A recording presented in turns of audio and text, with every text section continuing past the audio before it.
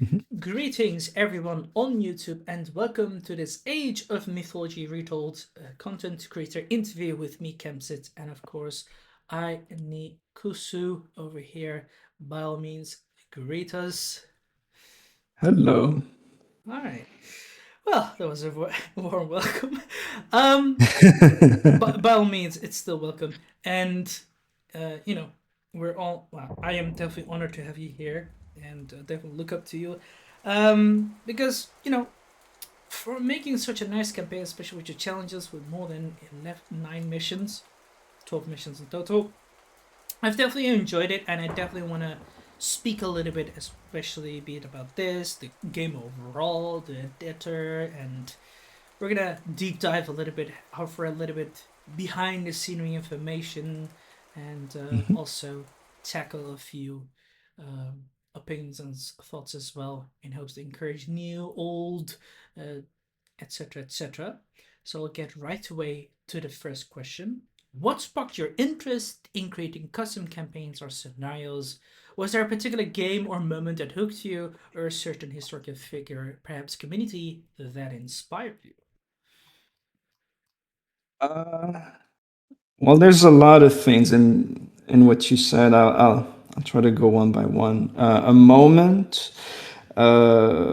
Well, it's hard to pinpoint a specific moment, but I've always been keen on creating and sharing stuff in Mm-hmm. whichever form it is, and seeing that my favorite game has a built-in editor has made it pretty easy. It's very accessible to get started to create anything. Like I've worked and modded on other games, and having a built-in editor in the game is such a blessing instead of, I know, like those old undocumented softwares that have little to, they're not very intuitive and stuff. So it's that was one part of me saying, oh, I want to make some campaigns.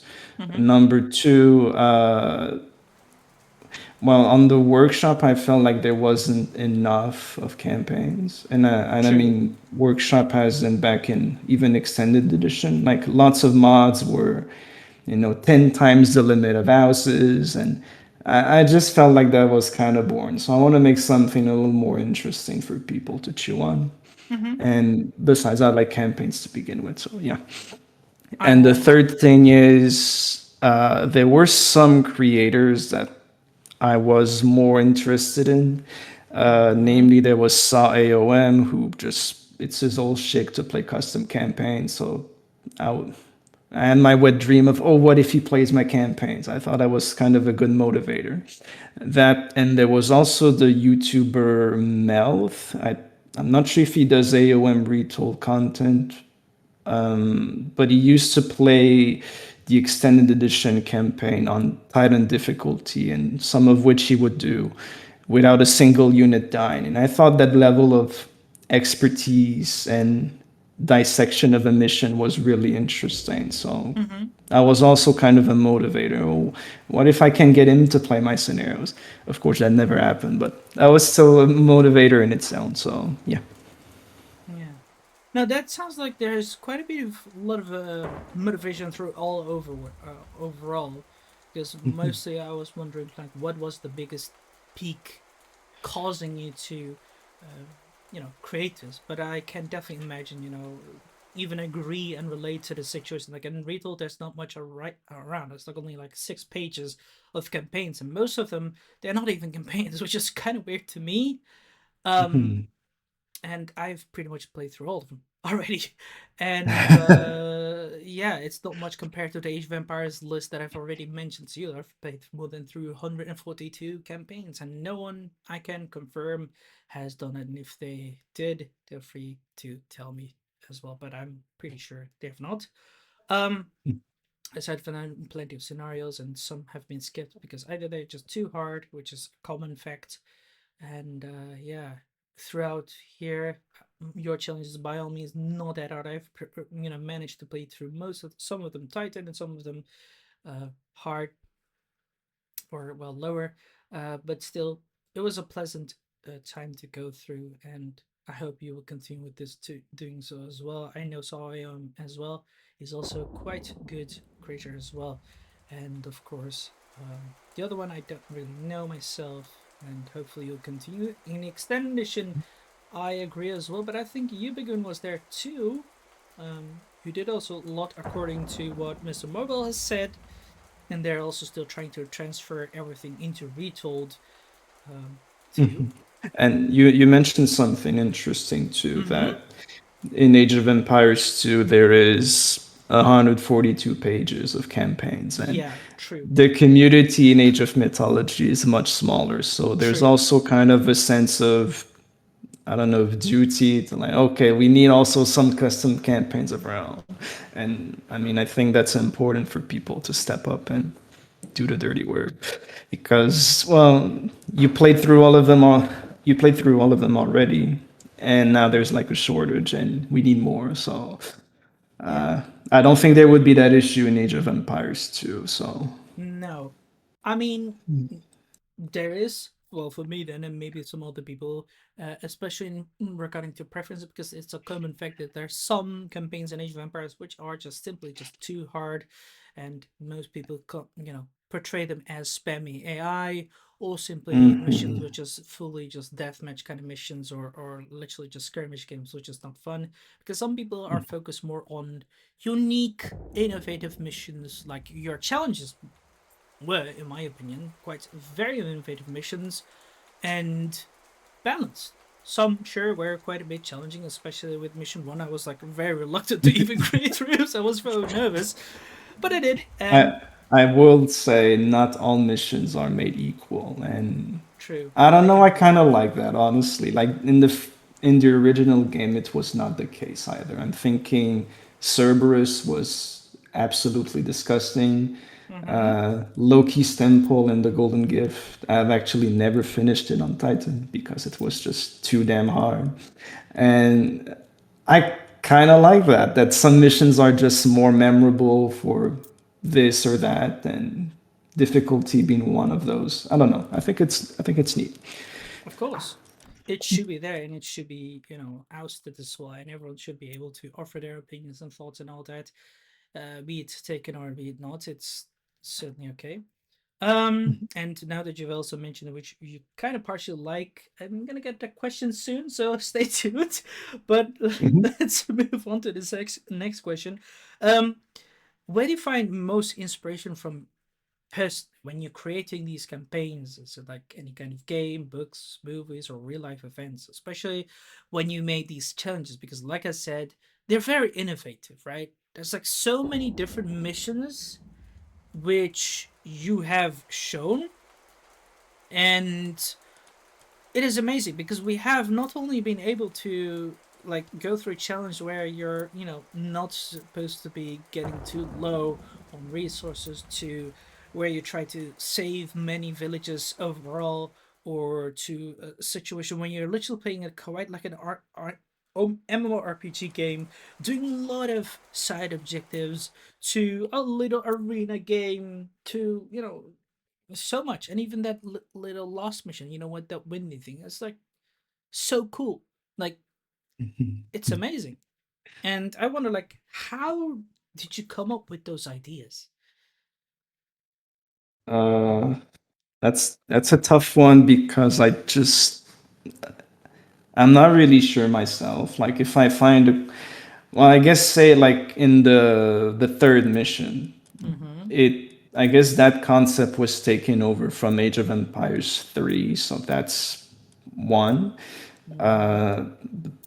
But as for the other ones, I'm not really sure. I just have a vision of, wouldn't be cool if you were secluded on your island and the only way to get there was with Smiting Gust. And then I'm gonna try and make it work, see if it works. And I play test, see if it's fun.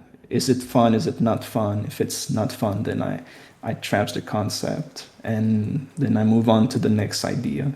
Mm-hmm. So it's really, I don't think there's really a definitive source. It's just ideas come up and then I see if they work. Some of Okay. them do, some of them don't. So, like for instance, one that didn't work back when I was working on extended edition, I had a mission I had a vision for a scenario. Wouldn't be cool if you had this entire base that covers the entire map, but from the inside there are Tartarus gates, and you have to destroy them before they invade the entire city. Hmm. And one of those gates breaks into the prison in the middle of the town. So now bandits are fleeing also the scene, and you have to catch them. And I kind of started building it, and then I found out, okay, that doesn't really work. So I just scrapped the idea, and then that's it. But I don't know. I just try to come up with cool stuff that's just a bit out of the box, but also kind of familiar. Yeah. Yeah. No, I understand that. That's quite an interesting intake over there, and very still nice and once again innovative way to get this puzzled up together, and that is something we can definitely successfully see because you have more than 567 downloads and more than 40 people rating your mod with 5 stars, and that's just a big pat on the shoulder, It for is. sure. And even for me, if I look at when I have played through your campaigns and the viewers over there, it's just so amazing on how you have done this. And some people liked one more and the other, like for example, the Shelter of Shroud of Greece have been watched more than 45 times, and the Celtic Conflicts, for example, 65 times. And it's just so good. And for example, the Toll of Blood is like 53 times, and some people watch it more, some people don't, and that's just a matter of the thing, right? So Mhm. honestly, great job. I give it up. Um, Well, I really appreciate it, and I like to see people just discuss their favorites yeah, and their least favorites as well. I think I just like having that kind of discussion around your creation. I think that's really rewarding for a creator when you see people be excited about your work. yeah, And like again, it's a small community, but I see 500 downloads. I mean, I imagine a room of 500 people say that showed interest in your work, and 40 of them came around and shook your hand. I think that's just kind of neat. yeah. I mean, that is what I've also come to mind because I like again, I've not much recently got into Age of Mythology after I finished Vampires 2, and I started playing also different games and all that as a content influencer over here, small time. But you know, I jumped in and also thought, why not? If I'm also able to do in Age of Empires quite some nice touches and all to put people in spotlight, why not do an Age of Mythology? So when I started talking with Mr. MOBA and all that, he mentioned I was okay, cool. He said, try out these challenges. I was very reluctant to try it because I thought it would be hard, but when I did it, not too hard, and it was quite fun. And when he mentioned that arena game, and I jumped in, I was like, okay, very easy, quite fun. I've done those in different ways, so it's cool, and I can definitely say we're gonna get to that talk right now as well, because the next question already mentions, can you tell us about one of your favorite creations, right? Because I can imagine you've made quite a few campaigns, perhaps even in extended editions as well, and And to be exact. uh, to be exact as well, like back in the day when that was around and in the workshop. Um, and right now here, you've also helped with Mr. Mobile apparently too with the Immortal Struggle. You made your aainiikkusu challenges, of course. So can you tell us like which one are you like very proud of and is your favorite and you'd like always boast about or could boast about? Uh, I'm not sure. I mean, in life in general, I have a very hard time to Hmm. give something like a true surefire favorite. Like that's my number one. That's really tough. Like in anything, like a favorite food, favorite song, I don't really have one favorite. Hmm. If I look back in extended edition, I have a few favorites, but the number one I don't really know. Hmm. Feel free to mention like a few, for example. Well, in extended edition, I don't know if you've seen them, but there's one. It's called Whom to Fight For, where you are a small little town in the middle of the map, encircled by 5 other neutral towns and one big citadel that's the enemy. And your goal in the mission is to convince the other towns to ally you with like a little side quest. Ah. and given enough time, like say like a 30-minute limit, the big town will bribe the neutral town. So every town that you did not ally with will become your enemy as well as the enemy of your allies. So it was a race to gather the most allies you could to beat down the big guy. And I kind of like it because, well, for one, I think it's a pretty cool concept, but also it was possible to ally everyone. It was possible to be enemy with everyone, but still win. Like there was multiple ways to win while going along the objective. So that's one of my favorites. And well, we'll get to that later, I guess. Another one I like from extended edition was Snow Warning. So you have to capture two relics that are at the opposite end of the maps, each captured by a village. And along the way, there are two, three, I can't remember, other villages that you have to get through to get to the actual objectives. Hmm. But each village is set in like a valley, and there are avalanches that will come and just crush the village after a certain time limit. So your goal was to speed through each town and not get buried in snow yourself. Hmm. So I, I just like that because the avalanche is underused in the game. You just see it in one cinematic, and now it was part of the gameplay, so that was kind of cool. Uh, so that's for extended edition in Retold, which you played, so I think you're more familiar with the names. I don't have to describe it. I liked Arms Race, Should Be a Breeze, Make the Forefathers Proud. Those are my three favorites, I would say, from this. So that gives you like a whole five scenarios to pick from that I can't really decide which one I prefer over the other. So yeah. No, I mean that sounds pretty good too. And I one thing I would definitely right away ask: do you consider on converting those into retold? Oh, Uh, that's what I was thinking. huh. I'm not 100% sure. The thing is, Mm-hmm. on one end, I kind of like having those vintage scenario on this old version of the game that Mm-hmm. some people might be curious to revisit at some point. I'm not sure. On Mm. another end, I would like to have them carried over because I just like them so much. I don't think I would carry over all of them. I don't think they're all that great, but those two in particular, I'm kind of on the Considering. fence. I'm kind of consider, yeah. Okay. No, because like I said, you mentioned I personally I cannot bring myself to go to extended edition, especially with looks and all that. No, I understand. I understand. And since Retold is here and there's so much more things you can do and so much more greatness, especially with editor wise, since there's so much nice models and nice behind the scenes. Of course, some people may differ, especially if you're in the competitive side of the community. I personally find it very cool and all that, but like you said, the community here is very small, and there's just six still ever growing pages of custom campaigns slowly arriving. But currently, like, there's not much, and yeah, I wonder if you'd ever do that. I certainly have seen such campaigns, even extended edition, or even back in the Age of Mythology Kingdoms Heaven Mhm. forums, Mhm. where I also played. Like my favorite back there, for example, would be the Tower of Babylon, and I've definitely enjoyed it very much.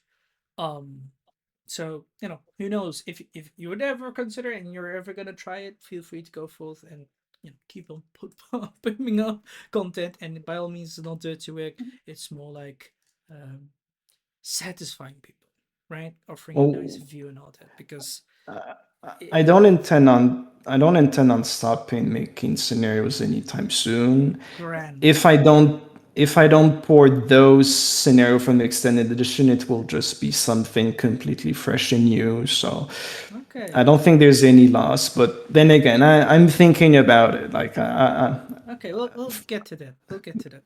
I have some questions also regarding to that. Mhm. But yeah, that's grand. And yeah, I'm glad to hear it. But back to this also question, because here in Retold you only have like one campaign, and you have also collaborated with Mr. Mobile. Do you have any favor between them, especially in the challenges? Like, which mission do you personally, for example, like? Repeat that question. Because in Retold, for example, you have not much here in compared to Extended Edition, aside that you Hmm. have been collaborating with Mr. Mobile and made the Immortal Struggle together with him as well, and that you also have that aainiikkusu's challenges. But like I was also asking with the question, which mission would you say you favor quite a lot in the challenges?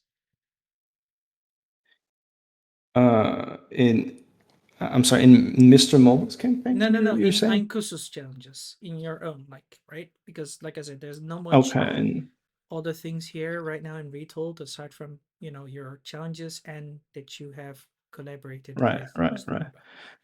Um,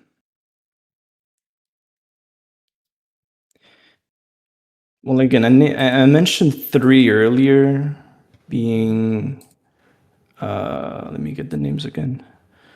Make the forefathers proud, arms race, and Yeah, should be a breeze. That would be my three, but I, I don't think I could find the one favorite. Like that would be a little tough. yeah. Okay, right. Now I definitely agree with you. I find Planetary Arm Race very cool too. But if for me, if you would ask me, for me it would be also to make forefathers proud. I enjoyed, just like Mr. Mobile did, the Kingly Wages a lot. Hmm. And I also enjoyed A Chaotic Conflict 2. It was also very cool. Hmm. Yeah, and then for Burning Hope, I enjoyed that too, but it was quite a bit challenging for my taste. And of course, last but not least, the Shoulder Be a Breeze. Like, that was just very amazing. Especially, like, I can only imagine how you must have done it with the triggers. So, yeah, but I it was assure very you cool. that was not the hardest to figure out. Really? It No, not really. Oh, I mean, in okay. terms of complexity, uh, well, it's kind of tough because I'm also thinking about the AI that went into it. But Kingly Wagers was harder to figure out. Really? Wow. Okay. Well, I mean, again, I'm just only speculating again because I'm not someone who does any editing or something. But But that's fair. okay, okay. All right. Well, moving to the next question. Um, Yes.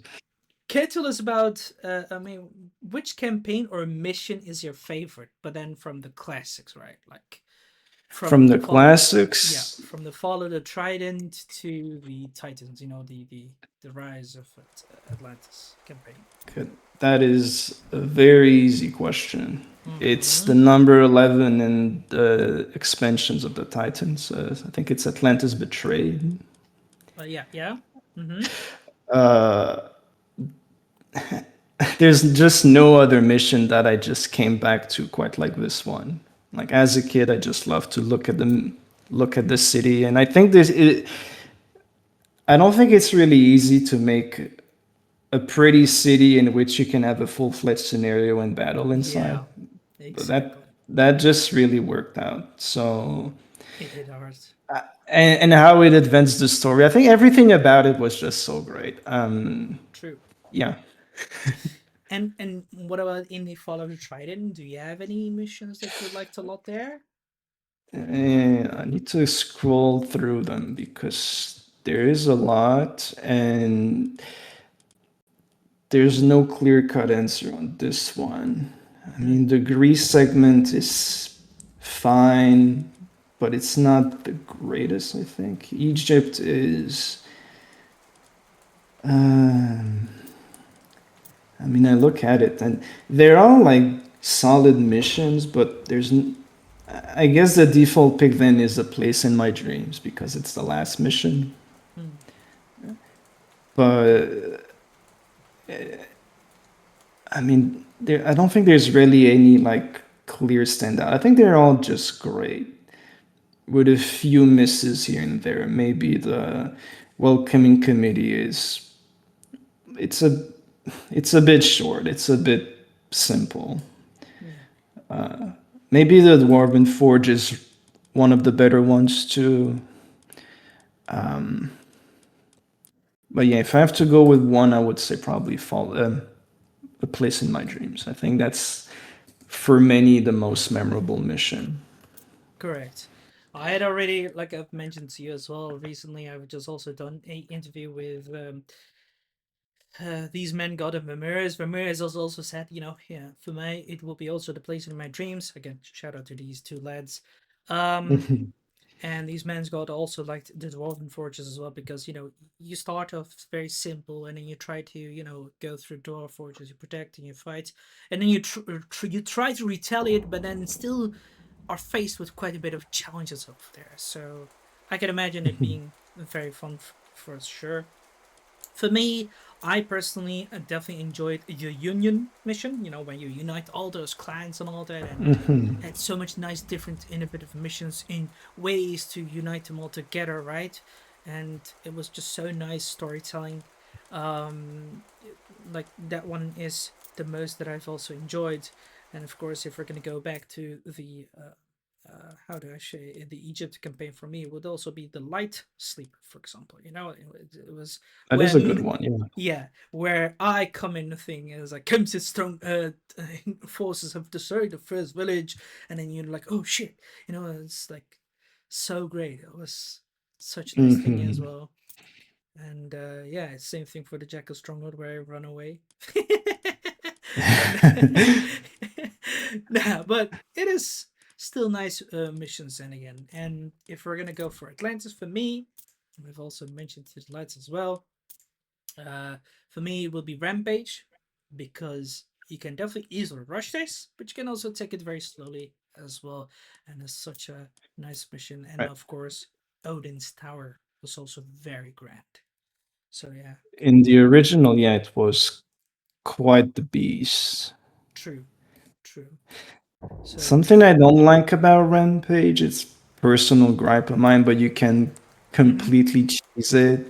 yeah, Just throw Falstad and freeze the Titan over and over and have him run circles around the town center. I just thought that was kind of bad that you need to they need to destroy the first village to actually get going. yeah, Like had they just changed that tiny little detail, I think it would be well a balanced. consistent challenge. I'm not a big fan of cheese in my scenarios, and if there is, I usually try to fix it if I can, if I notice it. Yeah. That's just personal gripe of mine, I guess. Yeah, I don't like cheesiness as well, but here, in my opinion, that is what I personally like. Like I don't mind cheesiness, but it should not be abused. For example, because anyone should be able to, in my opinion, I highly encourage to play campaigns in different ways. There should be such things offered in any kind of campaign and scenarios, but sadly, that's not something that is often represented or even have a chance things. For example, in Rampage, like I said, you can do what you've mentioned, freeze them, run around, and just Hmm. go back while the enemy starts building, or you can simply just destroy them all and then slowly kill that Titan. Or what you could do, of course, what also many people do, is just block them all from every side with a lot of walls, keep on freezing, give the enemy a chance to keep on attacking while you just build up your forces. That's also an instruction. That is why I kind of liked it. And he also kept getting giants, and he was like, "Come, my brothers!" It's just the voice acting always did that. Honestly, those voice actors, like, holy damn. But it's the same thing for Odin's Towers. Like, it was so amazing. You just try to beat through these three guys over here and beat them, and you try to, slowly capture one village to another village, only to destroy like a big grand wonder, and you destroy it, and then boom. That was also very Hmm. nice. But the same thing for Ancient Relics is also very nice. Like these things are the goodness, and that is what I've truly enjoyed very much. Um, but I don't know. This is not something I've mentioned to many people, but I personally would also like, for example, just like you mentioned right now, how Atlantis Betrayed is very cool mission where you like have a nicely grand built city and then you have a nice story and fight in it and all that. It's something that we do Mm. not see too much as well Yes. within scenarios overall. And this is also something I have actually said, especially within Age of Empires 2 community, and special regards to the Alexander's DLC, where we had the campaigns with the city within the world's edge, where you literally try to plunder and get things going.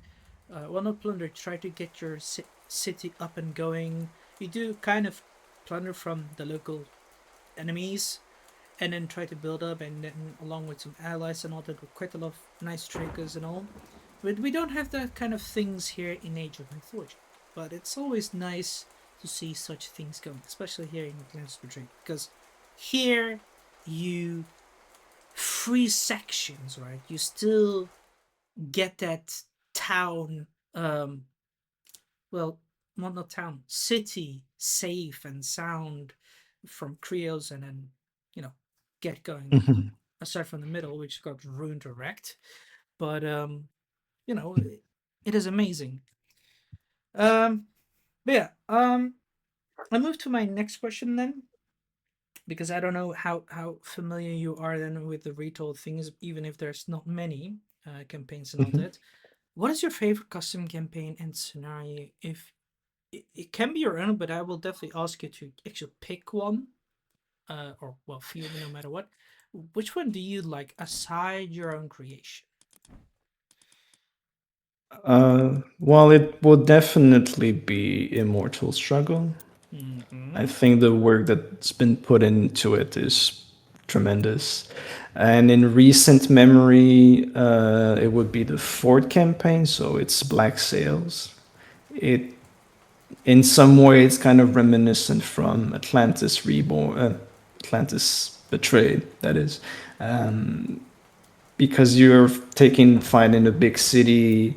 You have like vision of half of the map, which gives you a big feeling of grandeur or something. You don't control all of the city. There's this part of it that's controlled by an ally, which I really like. Allied AIs in scenarios, and there's multiple enemies. There's multiple fronts you have to watch out, and the whole objective of controlling back the entire island. I just think it's just really well put together. Yeah. Pardon? What did you say? Well, I was going over how I enjoyed the how you're fighting in a big city, pretty much like Atlantis Betrayed. You have allied AIs, you have multiple enemies to watch out for, and the Mm-hmm. whole controlling the map objective just all works for me. I think it's just beautifully put together. Yeah, no, I wholeheartedly agree with you over there. And my apologies, someone just came in and just asked me something I couldn't understand. But aside from that, I definitely agree that there's quite a few still nices. I don't know the Black Sail campaign, but Well, it's part of the immortal struggle, but it's the fourth campaign, the fourth scenario. okay. No, okay, no, I can definitely agree to that. No, it was pretty nice to actually even go through that mission as well for sure. Um, moving on to the next question. Have you wait, what was it? What has been the most challenging moments in your journey as a custom campaign or scenario creator, and how did you overcome them? Mhm. That might sound like a stupid answer, but actually releasing the damn thing. Like I had finished my scenarios, I had put together a checklist of all things to watch out for before releasing them, like making sure there are no bugs, Mm-hmm. making sure that the victory conditions they all work, and that there were no titans, no omniscience, and just like all sorts of bullet points for all the scenarios. I made sure everything was finished, and even then, I didn't feel quite ready to publish it because I guess I was just kind of worried there would be a bug, or I don't know. I strive for perfection, maybe to my own detriment, but I was kind of worried that I would publish something that was not ready to my standard, if that makes any sense. Yeah, no, that definitely makes sense for sure. Mhm. Okay. What Well, have been I just found out I didn't actually answer the question. How did I overcome it? yeah. Uh, well, again, that might sound stupid, but what I did is I I went ahead, I clicked publish, then I immediately closed my PC, went to bed, went to work the next day, and just dug my head into the sand. Like I didn't actually publish it. I just tried to forget about it. And then Mm-hmm. only a few days later to come around it and see, oh, okay, I get some 5-star reviews. I think I did a good job. And oh, okay, it's fine. Yeah. Again, I think that's pretty unique. It's my own insecurities and all, but I would imagine some people would also have that maybe going on, that kind of internal struggle. I Yeah. don't know, but that's my answer for sure. Yeah. No, okay, all right, that's pretty good. Um, have you collaborated with other creators? If yes, what tips would you give for a successful partnership in the community? If no, would you be up for collaborations? And it depends what you define what collaboration is. Like if some people had some help, if they needed some help, say Yeah, Mr. Mobile overall. asked me for a Yeah. question, Mm-hmm. I would always try to help as much as I can. Mm-hmm. So in that sense, yeah, if someone comes to me with a question, I'm not going to turn them down. Like I will try to help as much as I can. But true collaboration, like on the project, not really. Like I mean, my scenarios are called aainiikkusu challenges, and it's my thing. I'm the man behind the scenarios. I think it would be kind of unfair if I had a whole team working with me, but it's my name on the end product. And also, I feel like if I want to work on a project, I would have to get the team ready before we start, like not jumping in the middle of the project, and that we all agree on the same vision, which I'm not really, not that I have a strong vision or opinion on things, but I don't want to overstep boundaries and disrespect people's visions. Say Mm-hmm. just a stupid example, but if I was hypothetically working actively on the immortal struggle, I wouldn't want to disrespect Mr. Mobile's story Mm-hmm. and disagree with stuff and then have a conflict over that. I think I prefer to assist in the backline. If you need some technical help, I can try to help. Yeah. So that's my perspective. But if people want to collaborate, which I think would be a great thing, like realistically, if we are to see ever a campaign of 60 plus scenarios, multiple acts in a story and stuff, you would probably need a team of 4 or 5 people. And if there are some people that are thinking about it, I would say make sure you really agree on the end goal, the vision, that there's no like that there's no conflicts in how the whole thing should be designed. Maybe have an expert for maps, an expert for triggers, so that you don't have 5 artists that just want to make maps. I would imagine maybe like, it's kind of hard for me to say because I don't have much experience in working on that kind of project with a team.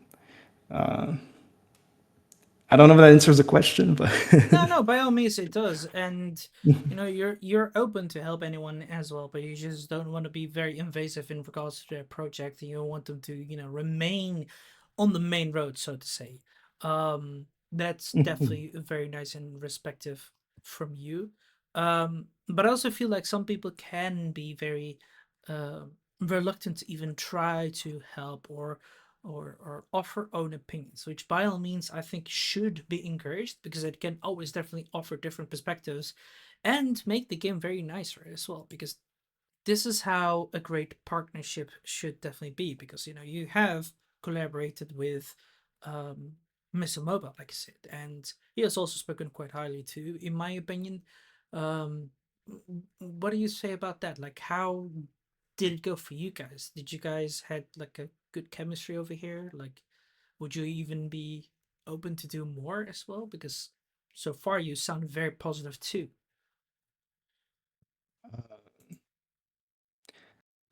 I mean, it really depends on what kind of help is requested. Mm-hmm. And well, since considering he's helped me playtest before my scenarios and provided very valuable feedback, I would probably go the extra mile for him. Mm-hmm. But there are some stuff I wouldn't do. Like, I mean, it's not out of disrespect or anything. I just have a lot of projects going on, and if I say yes to everything, then I can't advance my own stuff. Mm. But if they, I would say, I guess, just reach out and ask and check and see, and I'll say Mm. yes or no. Yeah, no, that's 100% understandable by all means. And if you have different projects and all, then you need to pay attention, right? And don't want to split too much. It's definitely understandable by all means. Okay. What do you say? We move to another question now because this has been quite nice and very in-depth answered. So thank you all for this. Mhm. What advice would you give to someone who just starts out in a custom campaign creation? Uh, you know. Uh, there's there's a lot that Hmm. I could say. Like, there's a lot of tiny bits of advice, but I think the big one would be great things take time. So be prepared to invest the time to probably have some fuck ups, and have to learn a lot of things and accept your things might not come out perfect the first time. Mm-hmm. And playtest. Have some playtesters. I'm pretty sure if you ask nicely, that there will be people that manifest and show some curiosity. Because again, I think custom scenarios are really in demand. So if you come out and say, "Oh, I'm working on this," would people test it? I'm 100% sure there are people that would be interested. But also be ready to hear some negatives. Like, it might not be the greatest thing, and I guess as creators, it's kind of hard to see your work from an outside perspective. If you're really passionate about a story, some other people might not pick up on it right away. They might not see what you see, or I don't know. It's a long process, is what I'm trying to say. The whole learning, building, and reviewing. So, lots of time, and be a good sport about it and accept criticism. Yeah. Okay. No, that's okay. Again, not everyone is open to that and all that, but in my opinion, I think anyone should try to take it because some people can be very encouraging or how should I say, offer good points, of course, but not everything should be, of course, taken in. But all right, moving on to the next question. When you design a scenario or campaign, what comes first for you? Gameplay wise, maybe like challenges or storytelling, historical accuracy or fun, and of course, why? Well, it's probably evident now. It's more gameplay for me. Mm-hmm. I'm well aware that if you're to make a scenario or campaign, there has to be some context, some story, and I really tried, but I'm not a good storyteller. Mm-hmm. I like to build lore, but I'm not good at stringing everything together and making a coherent story. So I just accept that's not my forte, but I didn't want that to stop me from making scenarios. Mm-hmm. So this is why I go for the most basic plot there is and just attach random names to the civs and move on with the interesting part, the gameplay, the thing where people should find it more interesting because it's different from the base game. You see stuff that you're not used to see in other campaigns or other scenarios, and I mean I respect everyone who does stories, but that's just not for me. Okay. No, that's understandable because that is also what I kind of felt like when I played through your challenges and all. They were like literally focused, as you per se say, challenges, not with storytelling. But there are, when I look at, just as you mentioned, our mutual enjoyed mission, the the forefathers thingy. You did Mhm. actually quite a good job, and there was quite a bit of storytelling there too. So I see potential. Uh, See, I'm not even sure, really. All you know is that this dude's about to die. He entrusts his son to make Yeah. his town great again. Mm-hmm. And then he goes, "Oh, bad guy over here. You have two Mm-hmm. allies. Go at it." And I think that's just really weak. That's You really easy. see it as weak, but try to see it from a game. Right? Again, this is a perspective from a designer. Again, because again, you guys are artists, but when you put it in front of the audience, it's big because look how you can play through it and have fun. I even wanted to actually try to destroy the other guy's base, but I couldn't because I had the points. Even though I was really pissed off and pressured quite a lot from every side, and I failed to even save the dogs and all that, which I found pity. But it was fun. I enjoyed it, and pity I couldn't, do that. And I know there was also raids coming, and that you also had to save the villages, Mhm. which I didn't got to it as well because the hill fort also went a bit late. Like there was so many things, and it is storytelling, right? Because you're jumping in the shoes of that chief, right? Like put yourself in his shoes. You're trying to rule the village. You help your local villagers. You try to deal with the raiders. You try to deal with some invaders on your right. Uh, you try to deal with those slave things. Like again, that is still a storytelling, in my opinion, and that is still you're portraying something which is amazing. And Well, in that sense, you could say that every scenario that I made has a story, which technically mhm, true, but also it's not the kind of story that is compelling enough to make a full campaign out of this. And yeah, okay, true, true, yeah, I just don't trust myself to make a full-fledged story, like a beginning and an end. I think yeah, it's just much simple to put a Canva and people imagine there's a start, a beginning, a middle, and an end. hmm, But we're just in the middle right now, and that's all you get, and that's it. yeah. Okay, that's understandable. That's all right. Okay. I respect it, but by all means, I think you still got potential. But I, Believe me when I say, if I had the talent to string all of them together, make the exact same quality of scenario without compromise for a good story, I would do it. But I'm not there yet. We gotta wait a little longer, if ever. I don't know. okay, all right. I won't push it too much. Um, what tools, triggers, or editor features do you rely on most, and which ones do you wish were improved? Which ones do I rely on most? I mean, I use a lot. If I had to guess, probably quest variables, because I think they're very versatile and controlling some aspects of the mission. Well, like for instance, the make the forefathers sprout, the whole experience gained is a quest variable. So without that, the mission would just not exist. So there's that. But it's also useful in many other ways.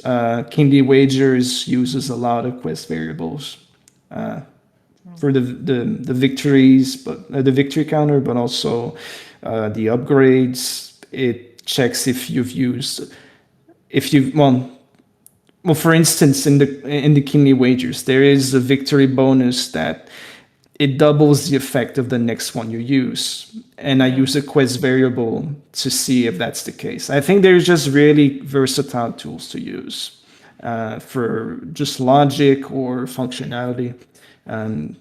So that's probably the trigger I use the most, at least in every scenario. What could be improved about the editor?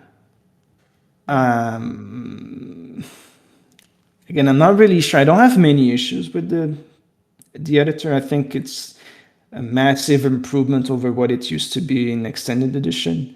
And again, I come from, well, I've worked with other games before with tools, software tools for modding that are just, again, very poorly documented. You just go in the dark. You don't really know what you're doing. You got to trial and error. And I think the editor is the complete opposite of that. It is very intuitive, very clear, very. It's just really well made. If something could be improved, and again, it's not even my own experience, but I know there's a limit of terrain textures you can put on a map, which I believe was not the case in the old editor. So if they really want to find something to improve, I guess that would be one. But aside of that, no, I don't really have any gripes with the editor. Maybe more about the mod browser, Mm-hmm. because there is very poor discoverability on it. Like if I open it right now and I go browse mods, wait, no. Well, no, I'm in the mods menu, and there's a section called featured mods, which I'm pretty certain those mods never changed since release. I think it's just based around number of downloads, which I mean, I guess it's fine. It's a good pointer for if a mod is good or not. But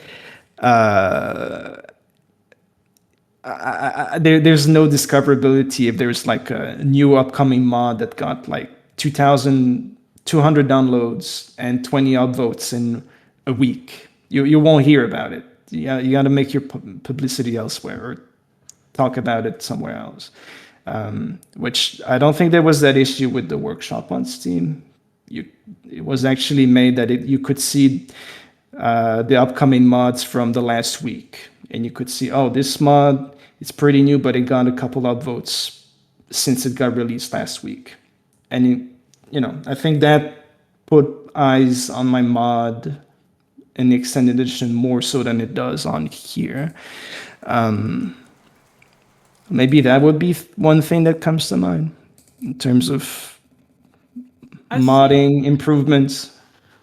yeah, no, I think I partially agree with it, but I partially don't, because feature, well, that thing is true. It's mostly just like, well, like mostly very popular and just like very old still, which are again very popular too. And like news mods again, it's just mostly again reskins and all that, not just much campaigns and all that.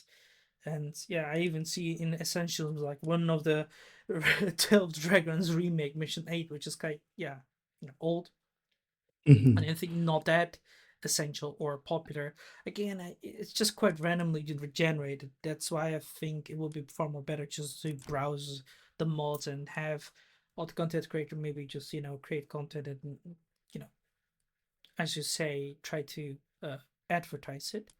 But Mhm. I definitely agree with you partially. On the other hand, that it's still like far more different when it comes to the workshop. Workshop is far more better, but lately many games are trying to be even more independent from Steam Workshop, which again I get Mhm. why.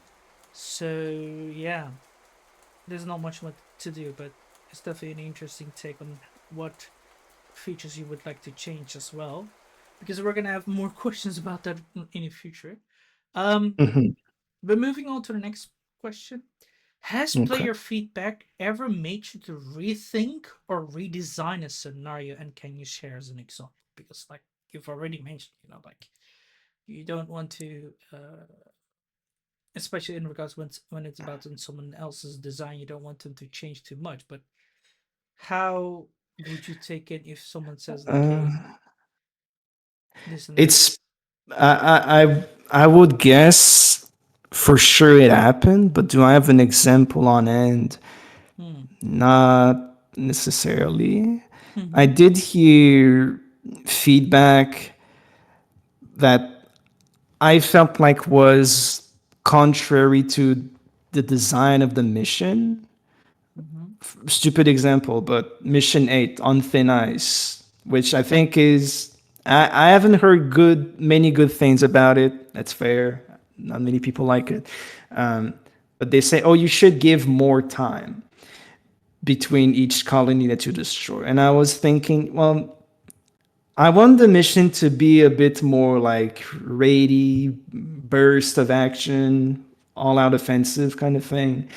I don't want to give too much time. So maybe instead I would give more resources to work with or stuff like that. But I didn't outright change it. So Hmm. sometimes I would put my foot down and say, I don't really agree. And I can respect you won't like it still, but that's fine. But I made at this point in total that would be 22 missions if you count extended edition. I'm pretty sure one of these there was a piece of feedback that made me go, okay, yeah, that's a really good point. I will change it, but right now it doesn't come right away.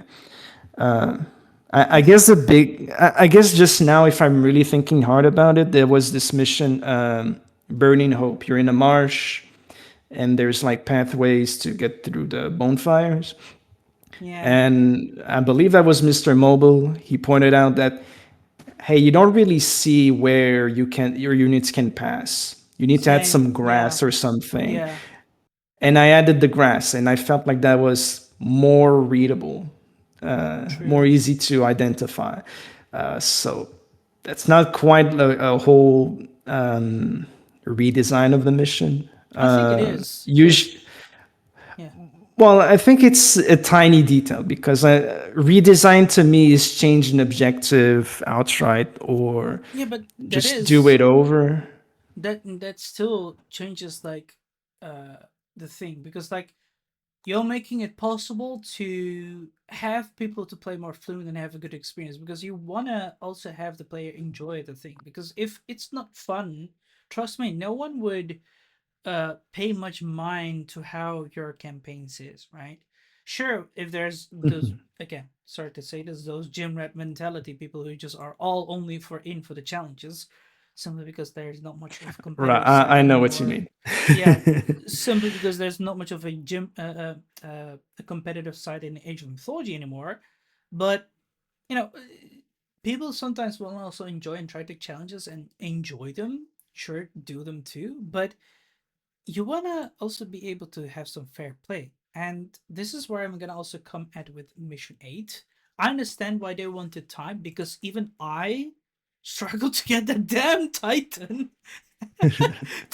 to one side, because he just ran away and all that. And sometimes they just disappeared. So time goes out to, get going. Even though I can understand also your point that it's a challenge. So you should do it quickly and all that.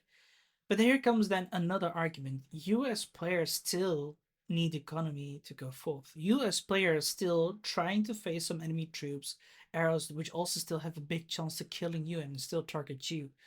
And it's AI. AI is dumb as frick as they do not listen to you, and that is what the Titan also did quite a few times. So I Hmm. personally won it through modern difficult by destroying all the villages, and it's doable. The only thing I guess it's just, yeah, the Titan overall is just dumb as dead. I don't know if, like, I personally would have advised a trigger that would cause him to definitely target that city to, destroy it. But then you have to do something about it. That could I be, don't I don't yeah. remember how I went around doing it. Mm-hmm. I might have to look back. I don't remember having him follow me everywhere. I thought I would just lure him to a town, and in my experience, he would stay there until it was dead. But maybe I need to look back at it. Yeah. And well, back to your gym rat point, I understand Mm. what you're saying, Yeah. and that might that might sound stupid, but I think that's fine because in my method of making scenarios, I do. Challenge the It's a player. bit. It's a bit random. There's a bit of method and madness, but when I design a scenario, I try to always make sure it's a tiny bit different each time. And it's not always to my liking, but I'm thinking if I have enough variety in the gameplay and the constraints, someone somewhere will like it. That might really sound stupid because No, in a no, way, no. I'm saying I'm not putting much thought into it, but I'm also thinking someone will like this scenario. It might not be the majority, but someone will like it. It sure will. I mean, with the gym rat mentality, what I meant is like some people, um, because again, I despise this behavior, and it's something that has lately, again, to my opinion, has seen a rise that people will encourage uh, a challenge that is toppled by a challenge. You know what I mean? Which is like Mhm. very impossible, and that is what something, in my opinion, is not welcome within the gaming community. Because, like I always say, gaming is supposed to be fun. That's the sole reason behind gaming. Because why do you game? It's just purely to forget about your duties, to forget about your mandatory Mhm. stuff and all that, to have some fun, be it alone, be it together. That's the whole thing, right? Because nothing else good would come from gaming. That's just the whole reason. The problem is that people try to make it such of a very big achievement thingy that they can flex towards everyone. For example, they will come up to me, for example, one day, like, "Hey, Kemzed, I've beat this eighth mission and I've done it on ludicrous difficulty, and you just struggle, ha!" And I'm like, hmm, okay, Okay, well, to put people down is one thing, and that I agree that's fucked up. yeah. But I was never under the impression that these people were playing scenarios to begin with. My understanding is they're all on multiplayer. I can prove Maybe you I'm wrong. misinformed. Maybe I am misinformed, but It's not misinformed. It's just they are there, especially in oh. forums, and they are also in video comments. I can tell you, and it's not welcome. Trust me. Well, okay. When you're a YouTuber, you put yourself out there. Any breed of people will comment, and True, it is what it is. There's no much we can do about it. true, but it's not just in comments. Trust me. Even I've even had a few people also in Discord also come up to it, and again, um, even through my private DMs with some other friends who've also done this and all that, and through competitive play, again, okay, that's competitive play. You have that too, but overall with the campaigns too, when I had so many people also, for example, when I struggle, you gotta take into account there is also a big chance that someone else can struggle. This is For one sure. thing that one needs to be paid in mind, and it should not be shunned upon, right? Mhm. And you can always retry. You can keep on going. You should be very uh, open to failures and then try to do better next time. But sadly, when one tries to simply then, shame it, it's just demoralizing. And then, sure, you can either blame yourself or blame the creation. I think anyone would agree that. There's nothing cool or nice about shaming other people for their skill. True. I mean, they're not. I like to believe it's not the majority of the the major That's for opinion sure. is what I'm trying to say. Yeah. That's for sure. And there's like not a majority of people that will definitely go like, "Hey, this is often happening everywhere," and that the shame is too often for people to be unable to bear and take on challenging kind of campaigns. That's for sure. Neither you was yours. I've not really received any much of feedback in this regards. Aside from just many people really liking it as well, and they've definitely enjoyed it so much, as I said, and so did I, of course. And each of your missions heads have a different place in my heart.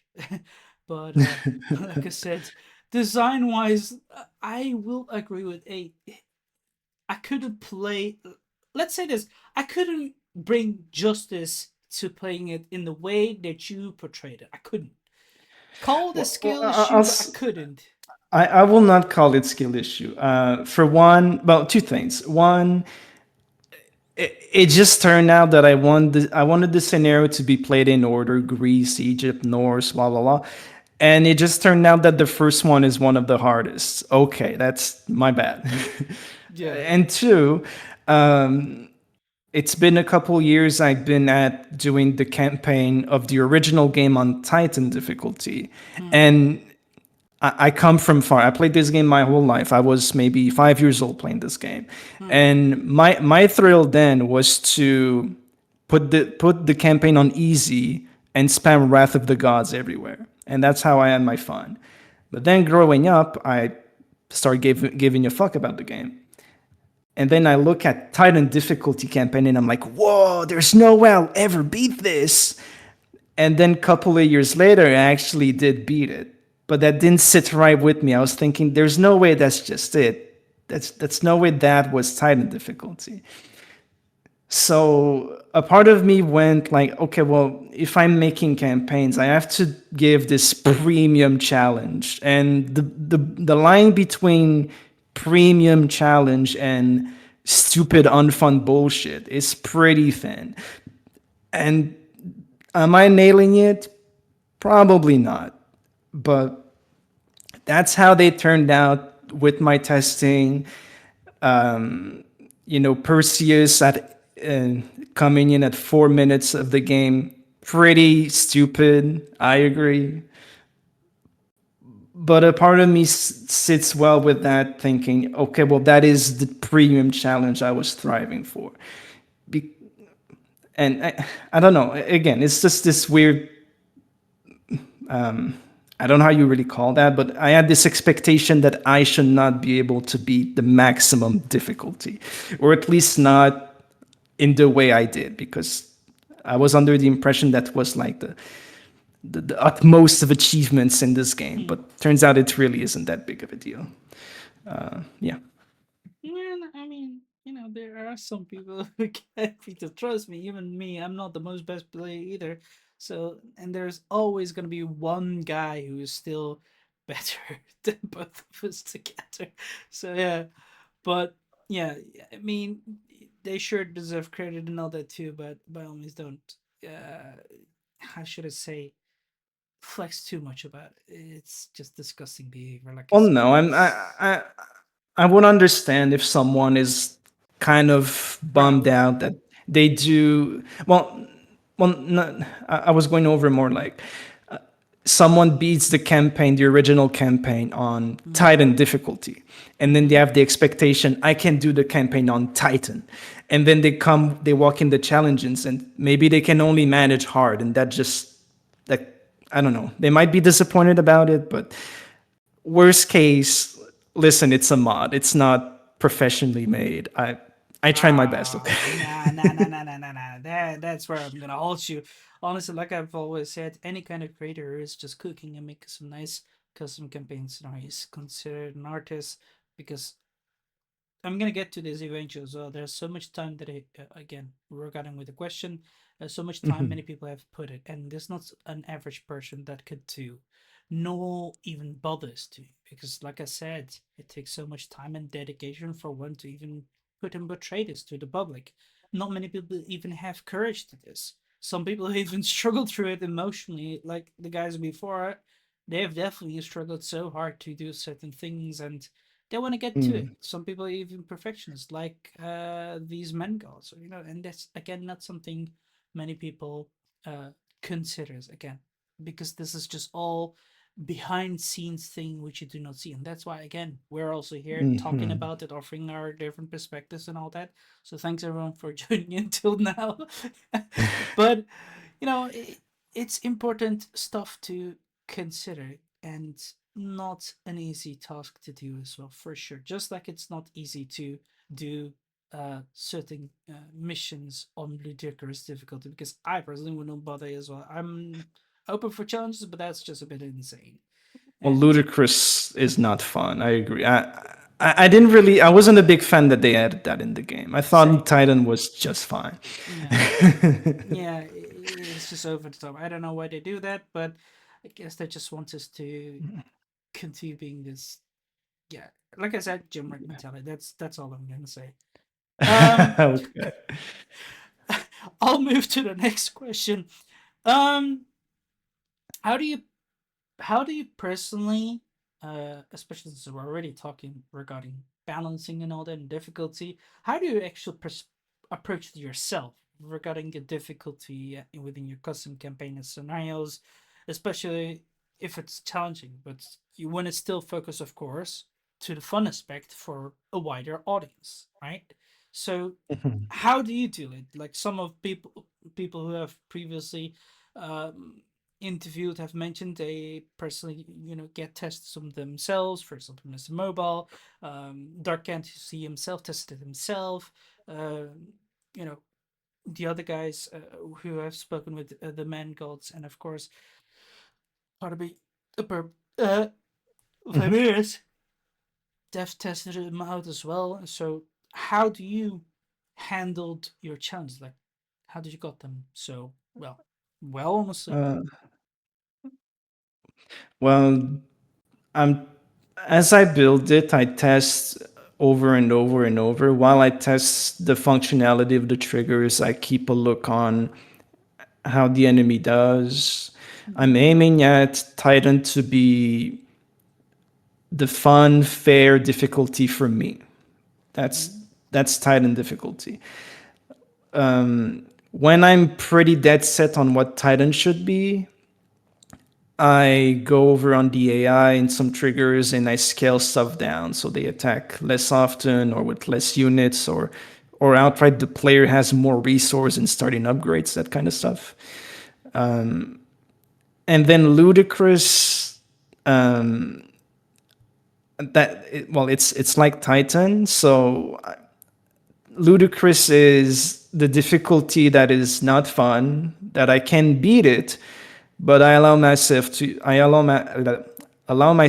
to use safe states. Mm-hmm. So I know it's somewhat possible, but you gotta play near perfect, I would imagine. So that's how I went by. Then, according to my playtesters' feedback, namely Mr. Mobo, big shout out, I make some adjustments on difficulty if needs be. But that's pretty much the pattern I use. So that's why some difficulties and might be a little bit incoherent. I would lie if I said art and below were thoroughly tested. They're really not, but they are easier than Titan. That is for certain. Yeah. Yeah, no, I all agree, and I'm glad you have such an approach in regards to the balancing, keep it up. How do you think you have been doing within the Age of Mythology Retold content creator community, and what would you tell your younger self if you had the chance? Because you've been around here for long, like you said. Oh, a little while. Yeah, How I've well. been doing. I mean, aside of publishing my stuff and Mm-hmm. helping some creators here and there, I didn't really do much Mm-hmm. involvement in the community. And Mm. a part of me would like to be more involved, but I'm not really sure how to go around it. I was thinking maybe make a tutorial series of some sort about the editor, but I think No, there's already I think there's already one. So uh, I'm I like disagree. there was this Yi Bagoon guy. He made Yeah, like a yeah. he made a series of maybe two, three, four episodes a year ago, which in all intents and purposes is still completely valid and up to date. Hmm. So I'm not sure what I could do more on that. And Here's what I'd besides, say. YouTube discoverability is shit, so I don't know. Trust me, you're speaking to someone who has been doing it for years, and I still struggle. And uh, even though I make long videos, I make maybe some things that have already been touched on it, but even that, it's hard. The algorithm and all that, it's really punishing. And you have also those who push bots and all that and whatever. But yeah, so Mhm. trust me, I know what you're talking about. Right. Don't tell me.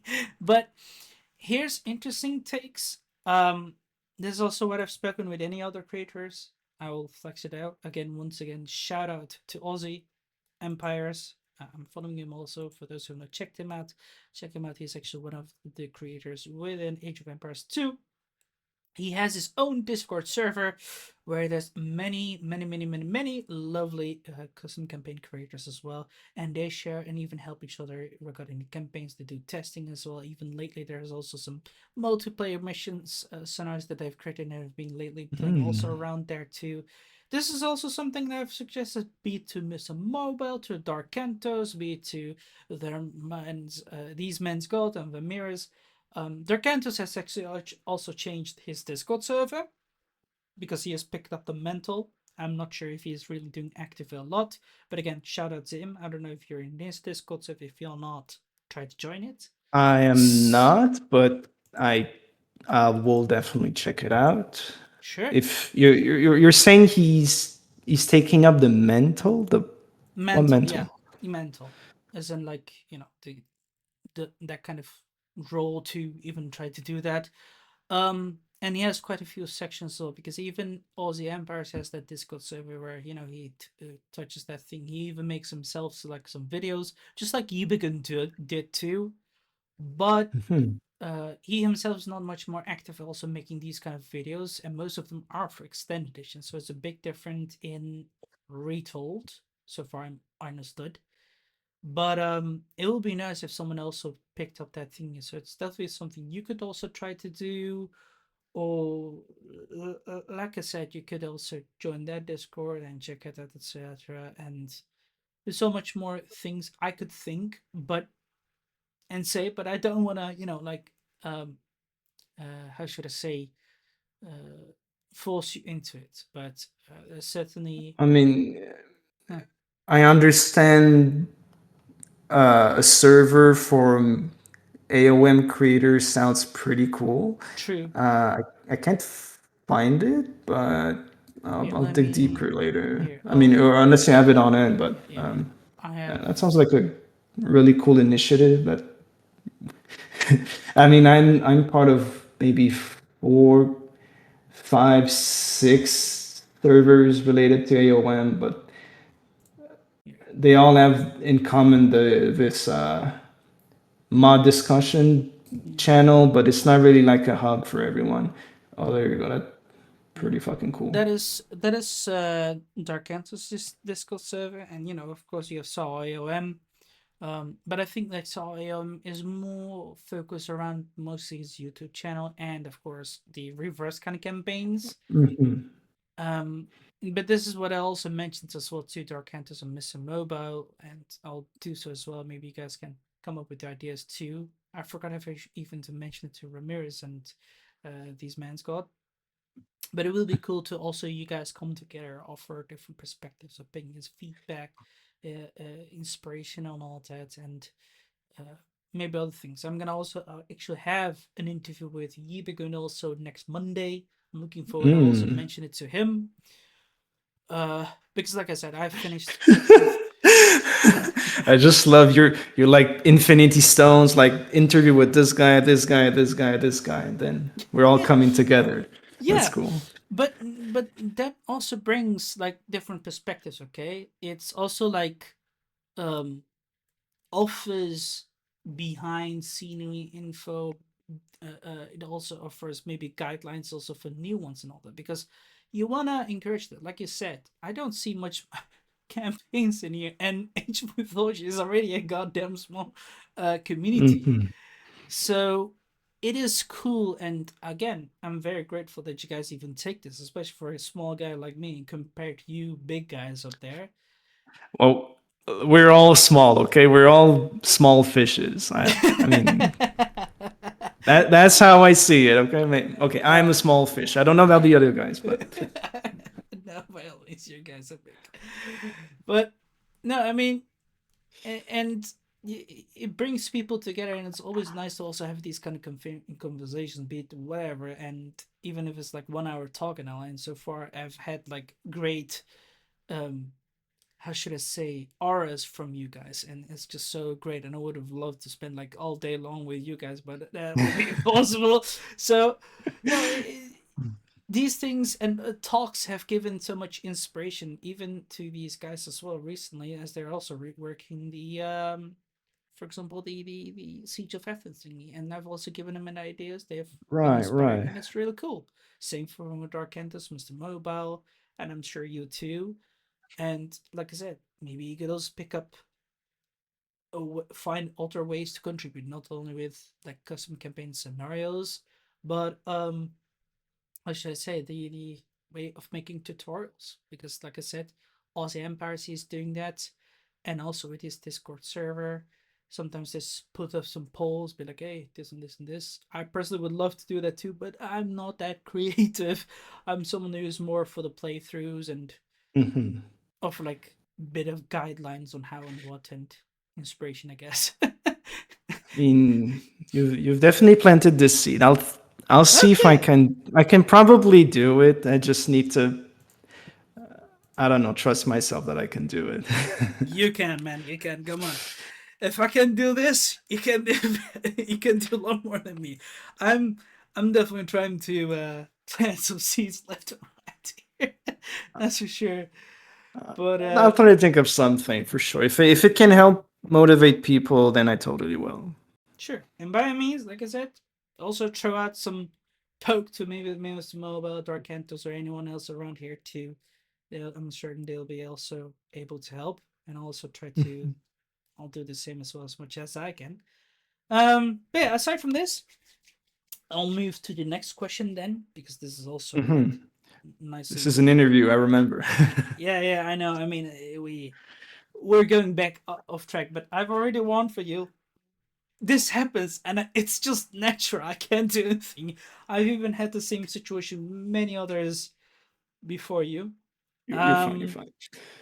moving to the next question, it will be: how do you see Age of Mythology retold? Because this is something I always love to touch as well and find important in regards, especially here, because this is a I don't know if you notice, maybe you don't, but in competitive side, it's not going good. Single player, many Hmm. people are anxious. What is your take? Okay. I know I'm pretty sure my take is not the one everybody shares. Mm-hmm.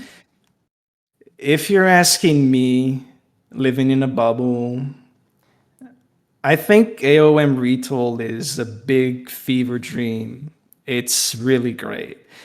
And why I say that is because, Age of Mythology, the name of the franchise, I've been carrying around it my entire life. I was 2 years old and my dad was putting me on his lap and pointed the screen, look, Cerberus. And that was great. And forever then, I never looked back. This game is everything to me. But also after the Titans expansion, I might have been like 3 years old. I don't know. Um, I was under the impression, okay, that's all we'll ever get back from Age of Mythology. But you know what? It's a Mm-hmm. pretty good game. And every year, I would have phases of going on and off in the game, but at least every year I would turn my head to the game. Like I was always on this game, Mm.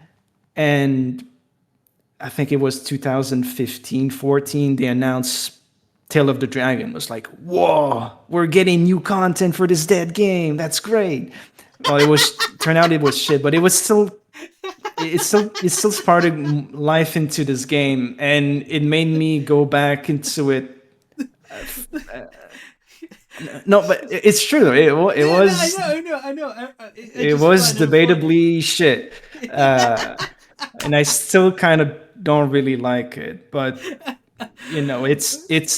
it's fine. It's tolerable. But Yeah, no, it is. we're still so lucky to have gotten them in the first place because they really did not had to do it, but they fucking did, and I think that's really cool. Yeah. And then like but there's no way they're gonna make a remastered, and they fucking did a remaster, and I don't know, they just keep on exceeding my expectations. I was well prepared to live with the Atlanteans on the old disc version for forever until I die, and we've made all this path led us to here, which getting correct Chinese, Japanese, Aztecs, that's more than I would have never dreamed of. I mean, So, yeah. in that sense, I'm pretty well satisfied with AOM Retold. And the the competitive side crying doom because there is no officially financed tournaments. As far as I'm aware, it wasn't the case either during Extended Edition, and channels like Boyd TV were thriving still. Hmm. I think this game never really needed a professional scene like that to begin with. Like the passionates were still there then on Voobly team speak. I don't know what Game it's called, Ranger. but Game Ranger. Game Ranger, right? So in that sense, I think we're not really losing much, and I guess I was not really that involved into the competitive scene. I was zero involved, but I don't know. I think people that are passionate by it will see it differently. But in my True. sense, people that played single player, people that just enjoyed the game for what it was, True. they would have always been there. They will always be there. True. So not that I'm in love with everything this game is, but I'm not as strong of a critique because I Hmm. appreciate what we've gotten and where we come from. Uh, that might sound a bit fanboy to you, but that's my honest answer. No, I mean, again, like I said, you put a lot for me, especially how you put it. It was a dead ass game until until China was announced, and I was like, okay, but no, I mean, what the fuck? But no, uh, to the point. I mean, I agree because it's the same thing for Age of Empires. But a problem here, well, it's not a really problem. It's just an opinion that many people do not like it. Just as you mentioned, Boyd himself, he doesn't really seem to be very kindly looking at it as well. But I think it's just also pent up frustration due to the EA Sports not spotting them anymore. I don't know entirely Right. why, um, but I think they just see no potentials within. And as Boyd has already mentioned, he has definitely been very much passionate. He often streams and he often hosts tournaments and all that makes them. And many people are do contributing to this, and they definitely need those EA Sports, content creator thing. And it's just really sad. But what I feel like is just what is more saddening is that they're pushing that frustration on the single player side by frowning upon DLCs. Many people will see it also as money grabs, for any kind of company, but I mean, that is how the industry works. The industry works on DLCs, and without those DLCs, there's no continuation of the game, right?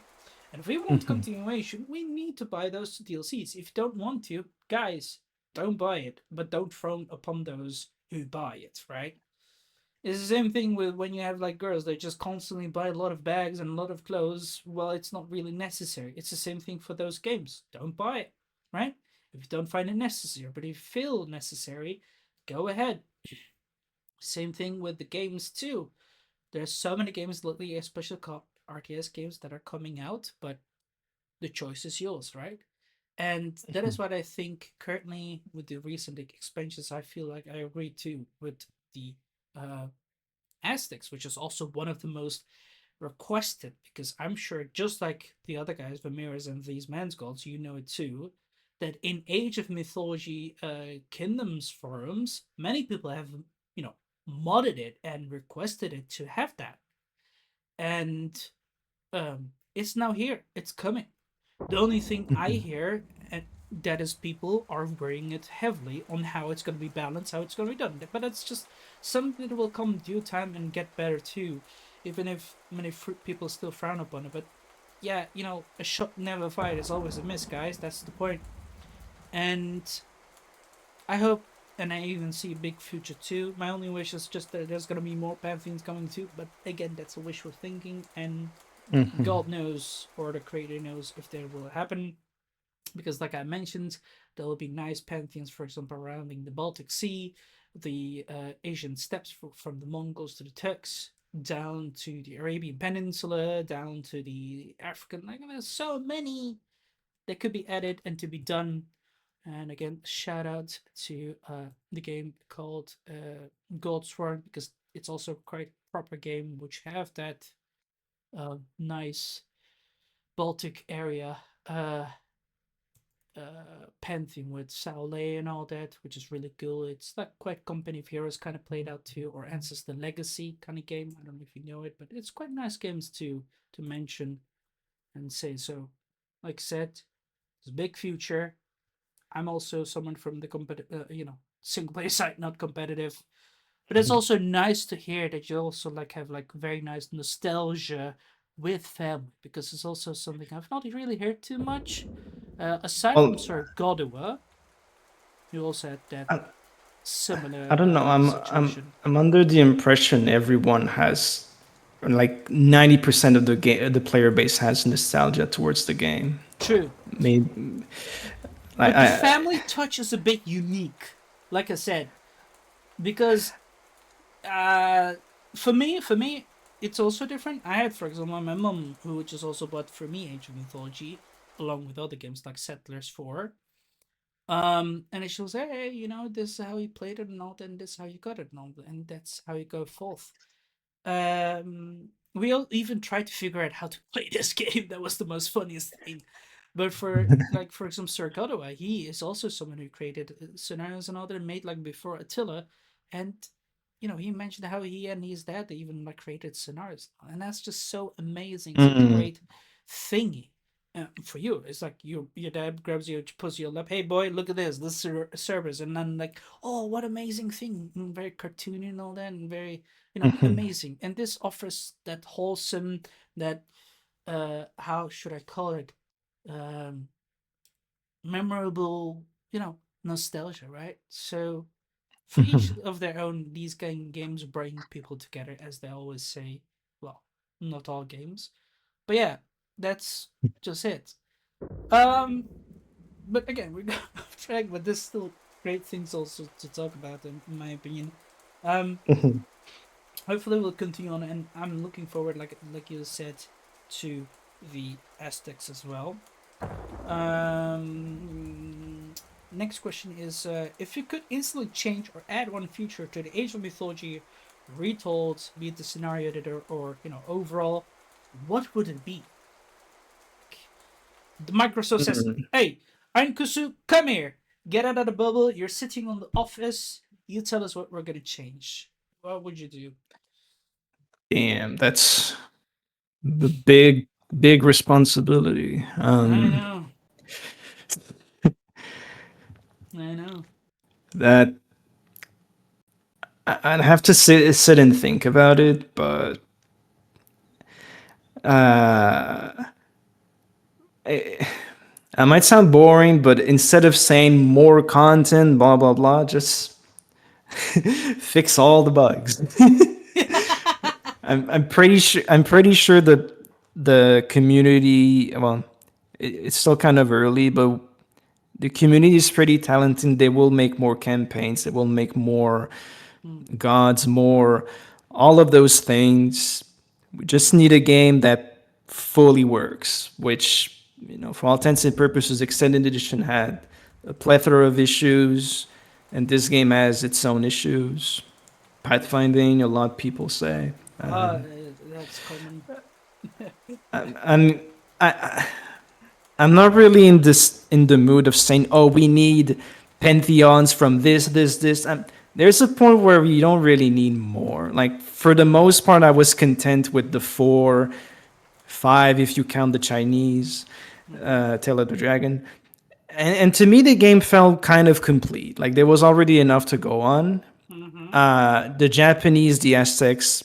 I'm a big fan of the Japanese in this game. I don't think they're overburdening the game, but I think there will be a point where it does, and that comes from I don't know. I don't know much about Age of Empires 2, but I am under the impression the game has a little too many civilizations in the sense that you got I don't know, I'm gonna say random shit, but you got the English, but then you copy the English, you change 1 or 2 units, you change Yeah. the unique text, and there you go, brand new civ. And like I don't really like that. There will be a point where we'll run out of hero hero categories of god powers and ways to earn favor that I don't think the game needs an infinite amount of pantheons, which No, that's I true. don't I don't know. I think I think the issue, like this is also something I've also commonly spoken, is some people also feel the same. But when I say this, many people also agree. Maybe just simply to agree and disagree. Maybe I don't know, but I think the point is that many civilizations in Age of Empires lately have become more of a copy paste kind of thing. Um, and it just does not feel very good. And that is, I think, what also many within Age of Mythology Retold community fears of too. That it is just gonna be another game that is just gonna receive so many new pantheons and all that. Even though I doubt that is possible because there's not many pantheons here, I think, compared to Yeah. civilizations. Yeah. But um, you want to make them feel unique, and I think that is what they are able to accomplish so far. But once again, this is what I have also said before. I Many people are still anxious on how they're going to portray the Aztecs. So far, what we have received the footage, it seems okay, right?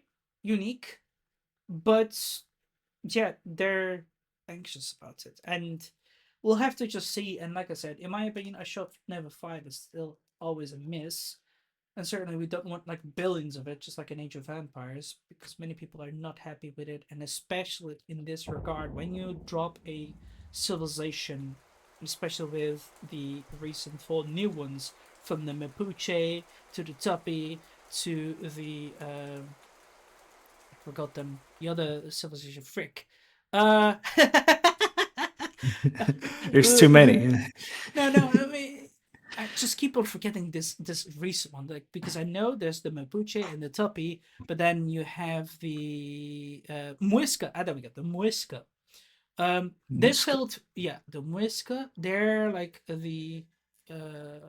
South America civilizations, and they're good. The problem is they don't feel very unique anymore, and people are getting disappointed by that.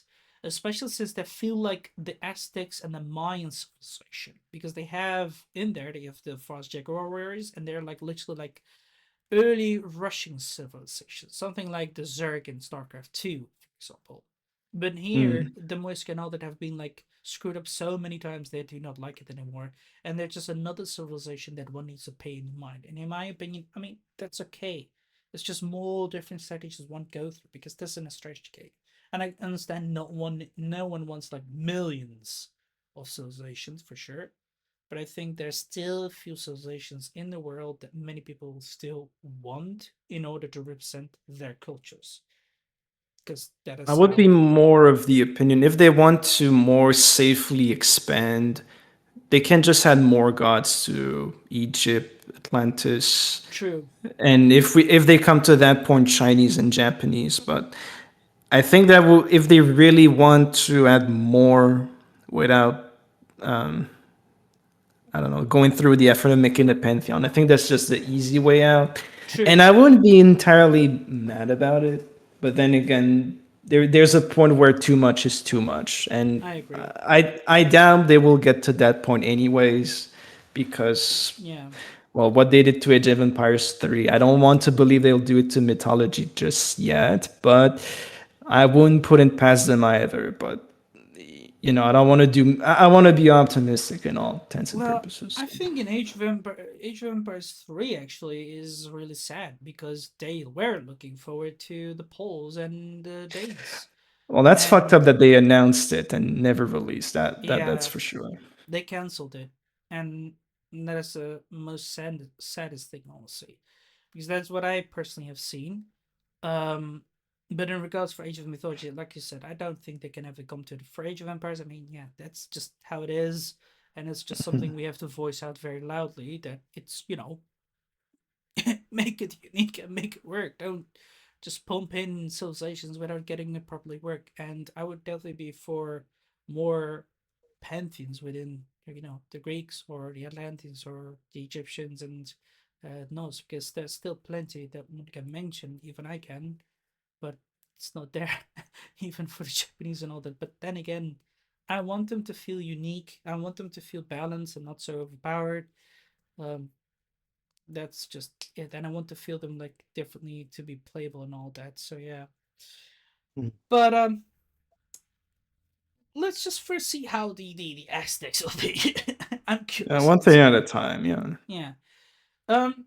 If so, if you could oh well, no, no, we have already said that. We have already seen that. But actually, give me one. Here's one thing I want to actually still ask.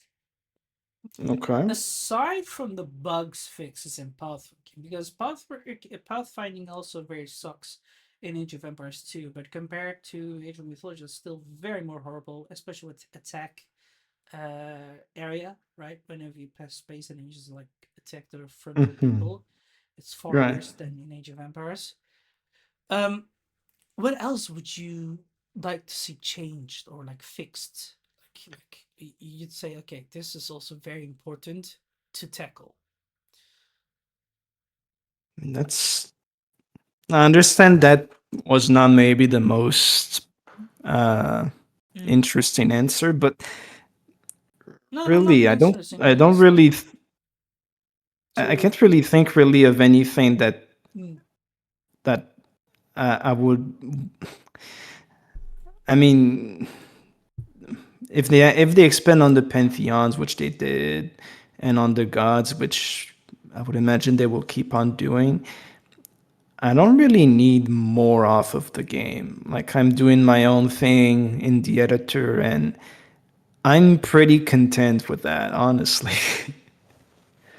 it's fun. I'm just So, asking out of curiosity if you had any other mm, perspectives as well. By all means, no problem. mhm. Um, then we'll just move on to the next question. Are you currently working on any custom campaigns on our scenarios?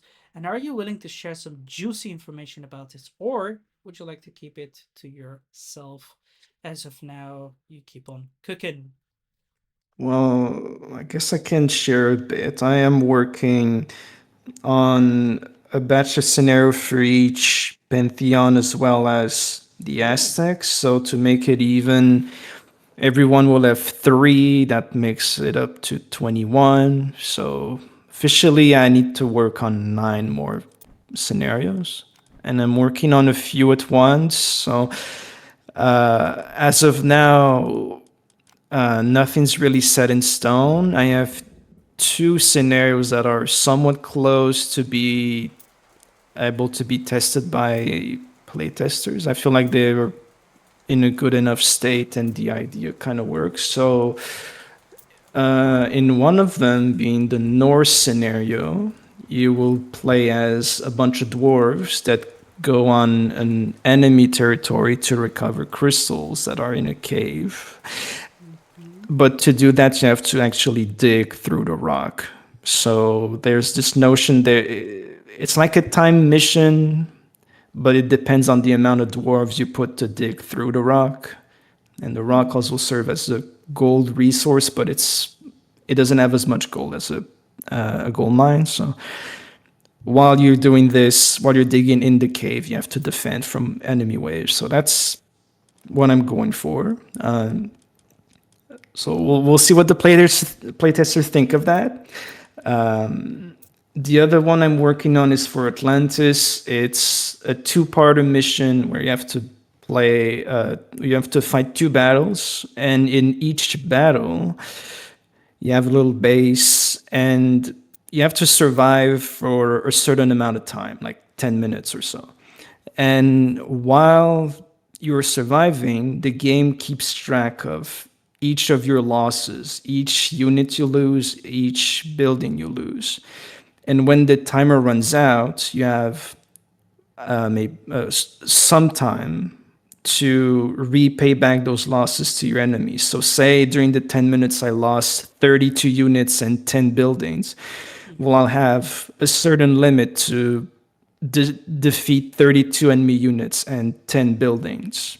And if I do, I move on to the next battle, which is essentially the same. So it's eye for an eye, if you will. So that's one that I've been working on, and it's pretty much almost ready to be tested. And there's another scenario for the Chinese, of which I'm less sure if it will work out well, but I'm still testing it. Basically, the concept is you have one big enemy that you have to beat up, and you have allied towns with you that will help you beat the big guy. But the thing is, the big guy is also deceiving them and trying to turn them against you. So you have to keep the trust of your allies. And while all of this is going on, you control a unique hero for the campaign, which would be a witch. So the witch is scary, and people are not sure if they want to be allied with the witch anymore or if they want to still be friends with the witch. So the way this works is you have access to unique building from which you can buy upgrades that will improve the witch. But if the witch becomes too strong too soon, it will scare the other towns and will turn them against you. You can also offset that by helping them to do some task and reduce their fear of you. So you have to manage a pretty good unit. You can upgrade it to fight off the very strong enemy. Your allies will help you. And you gotta just balance all it out. So that's the idea, but I don't know if it will work out. Like, the witch unit is ready and fully functional, but I need to figure out if in a scenario state, if it's fun and feels right to play it, for lack of a better word. And I have some concept ideas for the other pantheons, but haven't really made much progress on it yet. So those are the big three scenarios for now that are underway. We're still a few months away from seeing anything released and updated, but it's in the oven, that's for sure. I mean, yeah, I'm already eager to see you releasing it.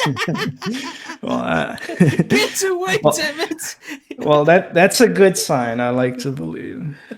Yeah, I mean, of course, take your time. I mean, by all means, just it's okay. I mean, yeah, just take your I time. will be So, slowed. I hmm. will be slowed down by my series of tutorial that are coming up sometime. Oh man, We'll see about that. I'll look at those as well. Even if I'm not gonna be the one who's gonna ever create something out of myself, maybe one day, I don't know. But I think I cannot bring myself to do it. Honestly, but Well, yeah, that's fine. Just giving it a watch is support, and that goes a long way. So. of course, I'll by all means even give it a shout out as well whenever I can. Drop a follow, anything. Honestly, um, yeah. I mean, like I said, it definitely sounds very cool. That means like 25 scenarios or something, or 23 or something around Well, there. it will come up to 21. So Mm, each pantheon will have three. okay. That's the angle. I was considering maybe I want to do one-offs so it's uneven, but I don't know. I've heard stuff like, oh, Kingly Wagers, the arena game, is kind of cool. You could make a multiplayer scenario out of it. And I'm like, Oh, that sounds like a lot of work. I don't know, I but mean, I've been thinking, okay, maybe the easy way is just redo the scenario with different gods, different bonuses, and another layout to the map, and voila.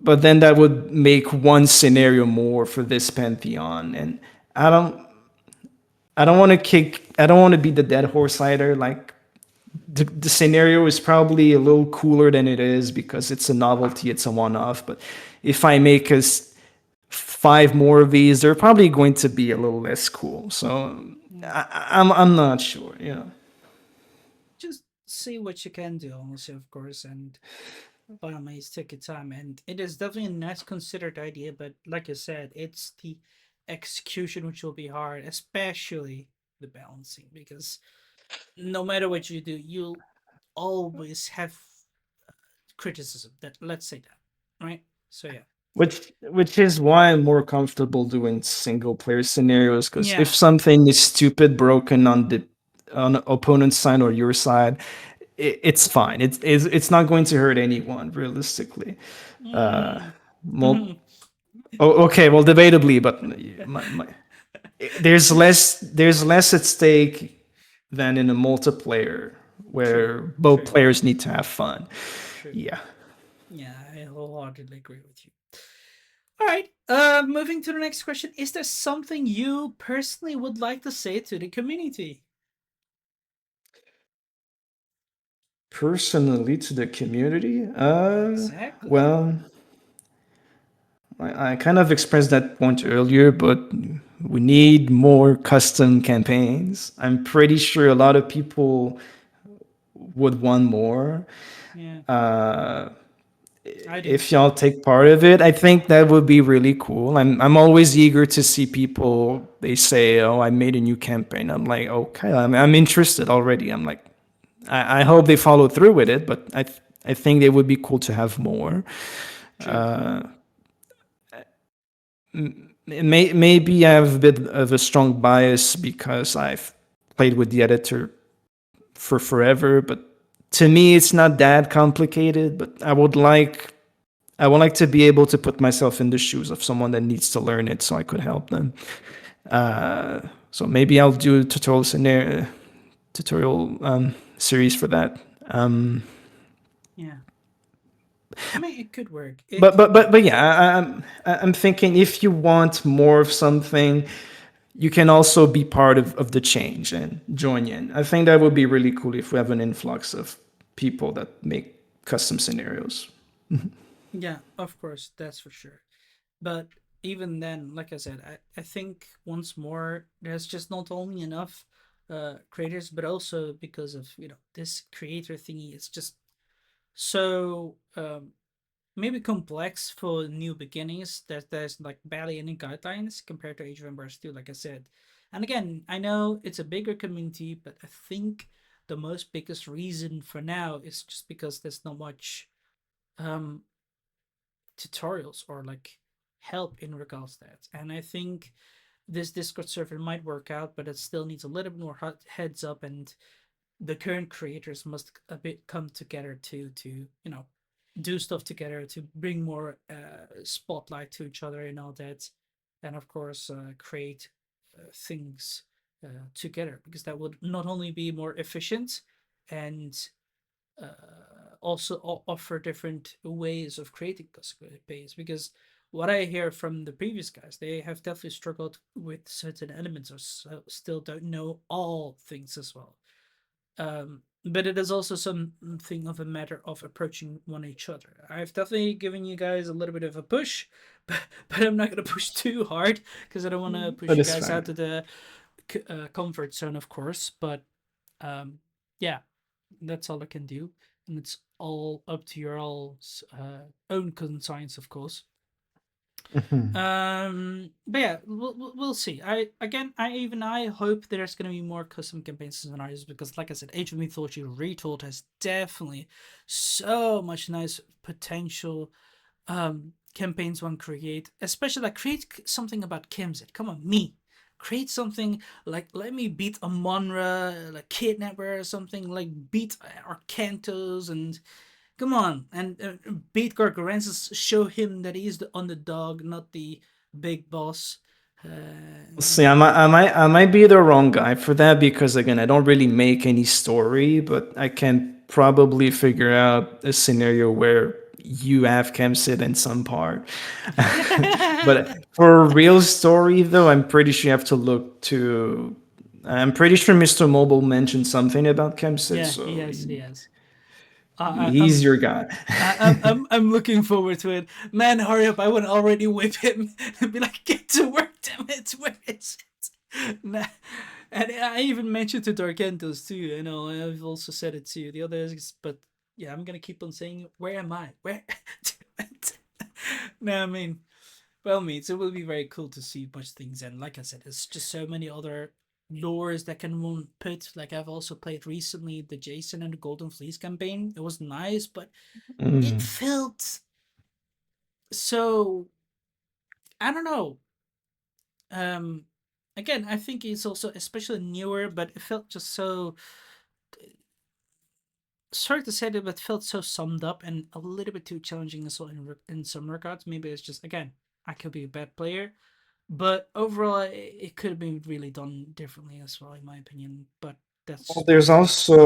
Mm, there's also the parts where each creator's personality goes through the scenarios, and some true. of them they just want that kind of challenge, and Yeah, you can't really separate it from the scenario itself. correct. It is what it is. Correct. And but it's just nice because Jason has, mythology wise, has so much nice story to portray, or some challenge that you could do and all. The same thing with any other kind of hero within the lore, be it Atlanta, be it Hmm. Hercules and all that. You can create so much, and that is what we had back in Age of Mythology within the Heaven forums. But I cannot play them anymore because I have no CT. I cannot go Yeah. back. And Extended Edition, again, I cannot pull myself to go through there either because, yeah, I prefer it now like this because it's so We loved it pretty. because that's all we had. Yeah. So yeah, but here's hoping, guys. Either way, next question. Is there a way people can contact you, like other content creators or those in the community who played your campaign and want to offer thoughts and opinions with some constructive feedback? Because this is what I'm also have been saying to the other guys as well. I really appreciate that you yourself have definitely left your Discord server down in the description, but not everyone does that. And it is quite common, which frustrates me because if I want to come with a feedback, I cannot deliver it anywhere. Because in Age of Mythology, when you press view, the only thing you can do is rate it.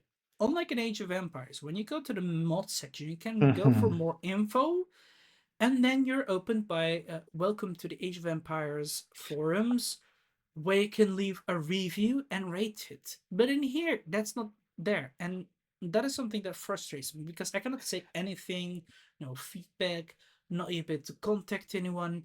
And not everyone knows the Discord of Saw AOM. Again, also not where every content creator is as well. And nor is it, in my opinion, a Discord server dedicated for creators, more like, an influencer who has creators around him. But mm, Well, I'm I guess that answers the question from earlier. Is there something I want to change? Yeah, add a comment box. That would be mhm. great. Yeah. That would be really great.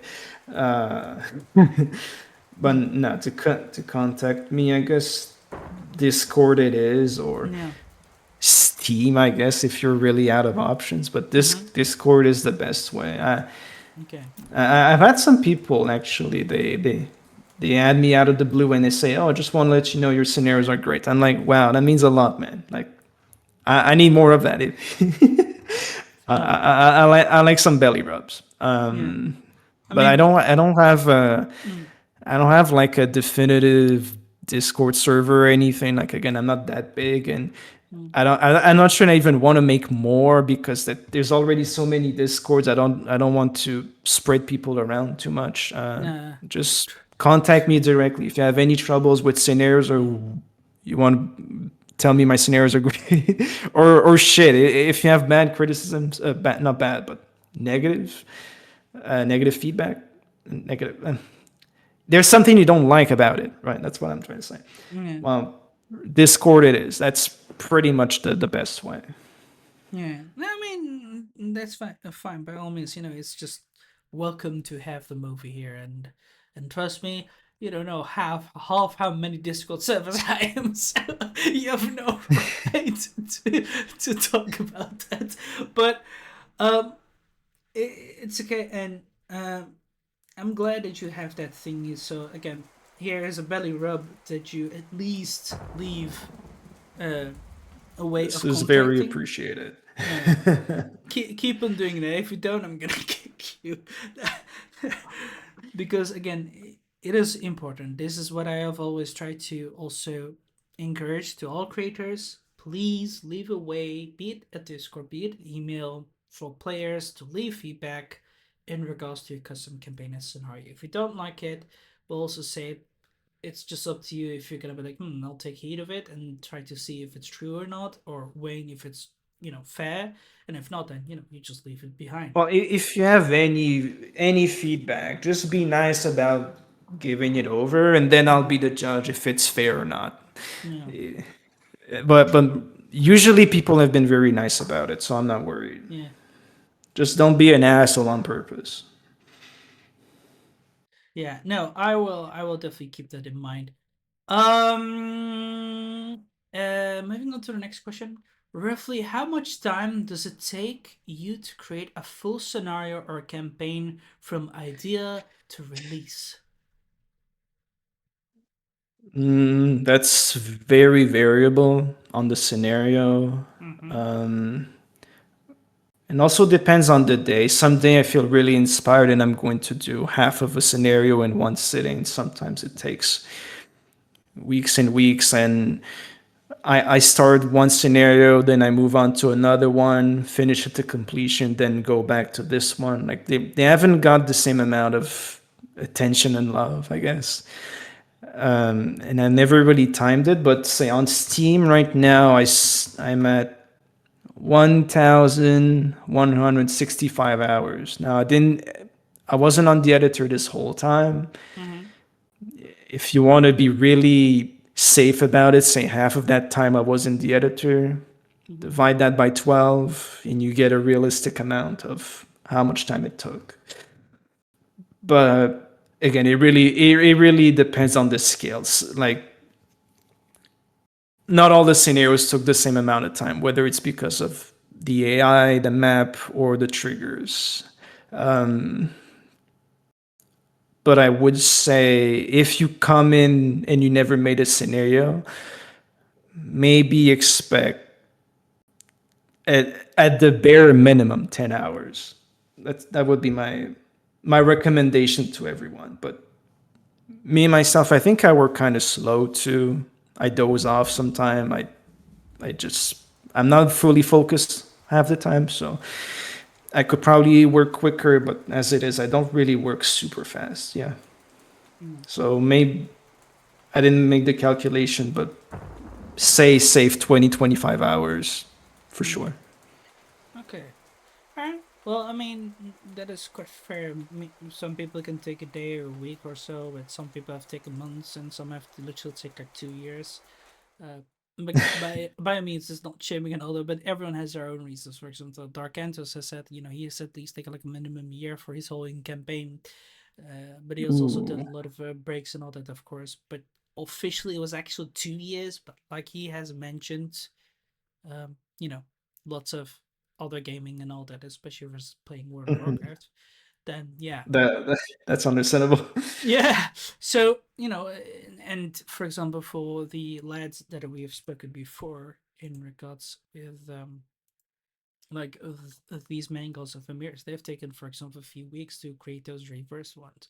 and then you, for example, you have to take like maybe a day or so, or even more, but then spread out throughout the week, because you don't want to be too focused. You don't want to have also burnout. This is also another thing that one should tackle, in my opinion, um, Hmm.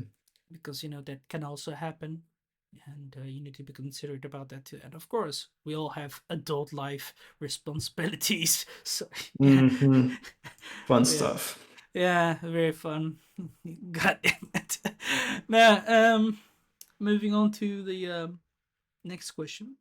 Uh, because it's gonna be interesting. What keeps you motivated to keep creating, especially during long and difficult projects? Because I can imagine you having that too. Um, that you're maybe also very dedicated, but like, okay, I'm really exhausted. I want to stop, and then go for something else. Hmm. Well, that's fair. I am no stranger to burnouts, Mm-hmm. and I think everyone who's a bit of a perfectionist or passionate about their work, they might feel like it's never enough or they always need to work on it, but learn to take breaks and be selfish. Mm-hmm. Um, to say that today I don't want to work and it's okay if I don't want to work. That's that took me a long time, but I'm there now. So uh, definitely, if it's something that you see yourself headed towards, if you recognize yourself in that pattern, learn to stop. Yeah. And I guess on the other side of the question, what keeps me motivated? Well, the people that message me on Discord out of the blue that I've never heard of before, they just say, "Wow, I love what you do." That means a lot. I mean, that's really cool. And I guess also that's pretty much everyone, but the vision of the end product, I guess, like you see yourself.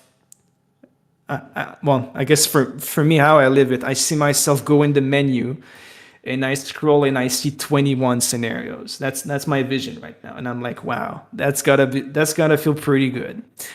So I gotta get there, but that motivates me because I have a lot of pride in what I do. I like to see it finish. I like to see it well made, and to know that I've gone this far makes me feel pretty good. Yeah. So that's kind of the motivator fact behind it. People's praise on one end, and on the other end, my satisfaction as a creator. Mm-hmm. Yeah. Yeah. I mean, that's okay. I mean, many people live to offer many nice perspectives and nice, pleasant, challenges and experience to go through as well. Because that is what we can see over here in this community or in AOE too. So I'm definitely looking to those, uh, you know, as you stated. Um, Moving on to the next question. Um, have you ever knowingly bent or ignored history or mythology to make scenarios more fun, and where to draw the line? Well, obviously, I don't really follow any material to do what I do. Oh. But I don't have a storyline. I don't. I mostly use what's in the game to do pretty much anything I want. I mean, I think that's to each their own. You can be really strict about it, or really loose, or following your own universe rules. I don't think there's a one that's better than the other. What I will say is, if you're planning on making full-fledged work or campaign or what have you, to be consistent about it, so that the rules are constant and all the way through it. And I had something else on my mind. I kind of lost my point. Yeah. Where to draw the line? Well, I don't think there's any line to be drawn. Mm-hmm. Like I made those scenarios with no stories, and I don't want anyone to think that they need a story to make a campaign. Like you really don't need to set the bar that high. I mean, just just do something that will resonate with you, and I'm pretty sure if it's of good quality, other people's will resonate as well. Not everyone has to be a writer to put out a campaign. True. So I mean, if you're not good at that, that's fine. Me neither. Don't close yourself the door to the possibility. Yeah. Yeah. Never. Even it comes to stories and all that. That's for sure too. But by all means, no one needs to write a whole book and all. But it's always nice to see an ending or see, uh, you know, possibilities. In my opinion, I find side objectives very thingy and all that, or rewards, constructive towards the finishing, for example, right? That's personally I like, and it's just again a guideline, and it's up to you if you want to take it or not. But yeah. But I wholeheartedly agree with you too for sure, and we'll be moving to the next question, which will be, what was the single hardest thing for you to learn in the scenario editor? Because Uh, everyone has said something. They had challenges, some with the rising and falling with the mountains, some have said the units, the terrain types, and all that, or the naming of certain things, or the lack of descriptions of certain things. What is it for you?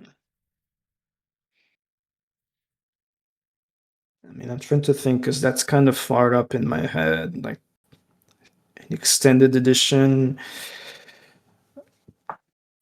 probably the more technical side of it. So the AI probably, because I really insisted on having AIs on my scenarios, and it didn't sit right with me to just pick whatever the skirmish has. So I had some coding background, fortunately, but it was still kind of a beast to open those files and try to understand what does what. And even until up to now, what I really do, it's not really wizardry or anything. I just copy. I start off a file that already exists in the game, and I modify the things that I want to do, or I add stuff inside to, I guess, to adjust to the reality of my scenario. Like example should be a breeze. I have to tell the AI when it attacks that you have to stand right here at this time for the wind to blow your army to the center island, which I had to do because there's no such thing elsewhere in the game. But I could kind of learn how to do it by looking at how their code is made. So that did take a while, but once I got it working, that was very rewarding. I remember my first AI attack. That felt really good Yeah. to see it do actually what you wanted to do. It's not really part of the editor because it's outside the editor, where you write the code, but I guess it still kind of counts because it's involved in the making of the scenario.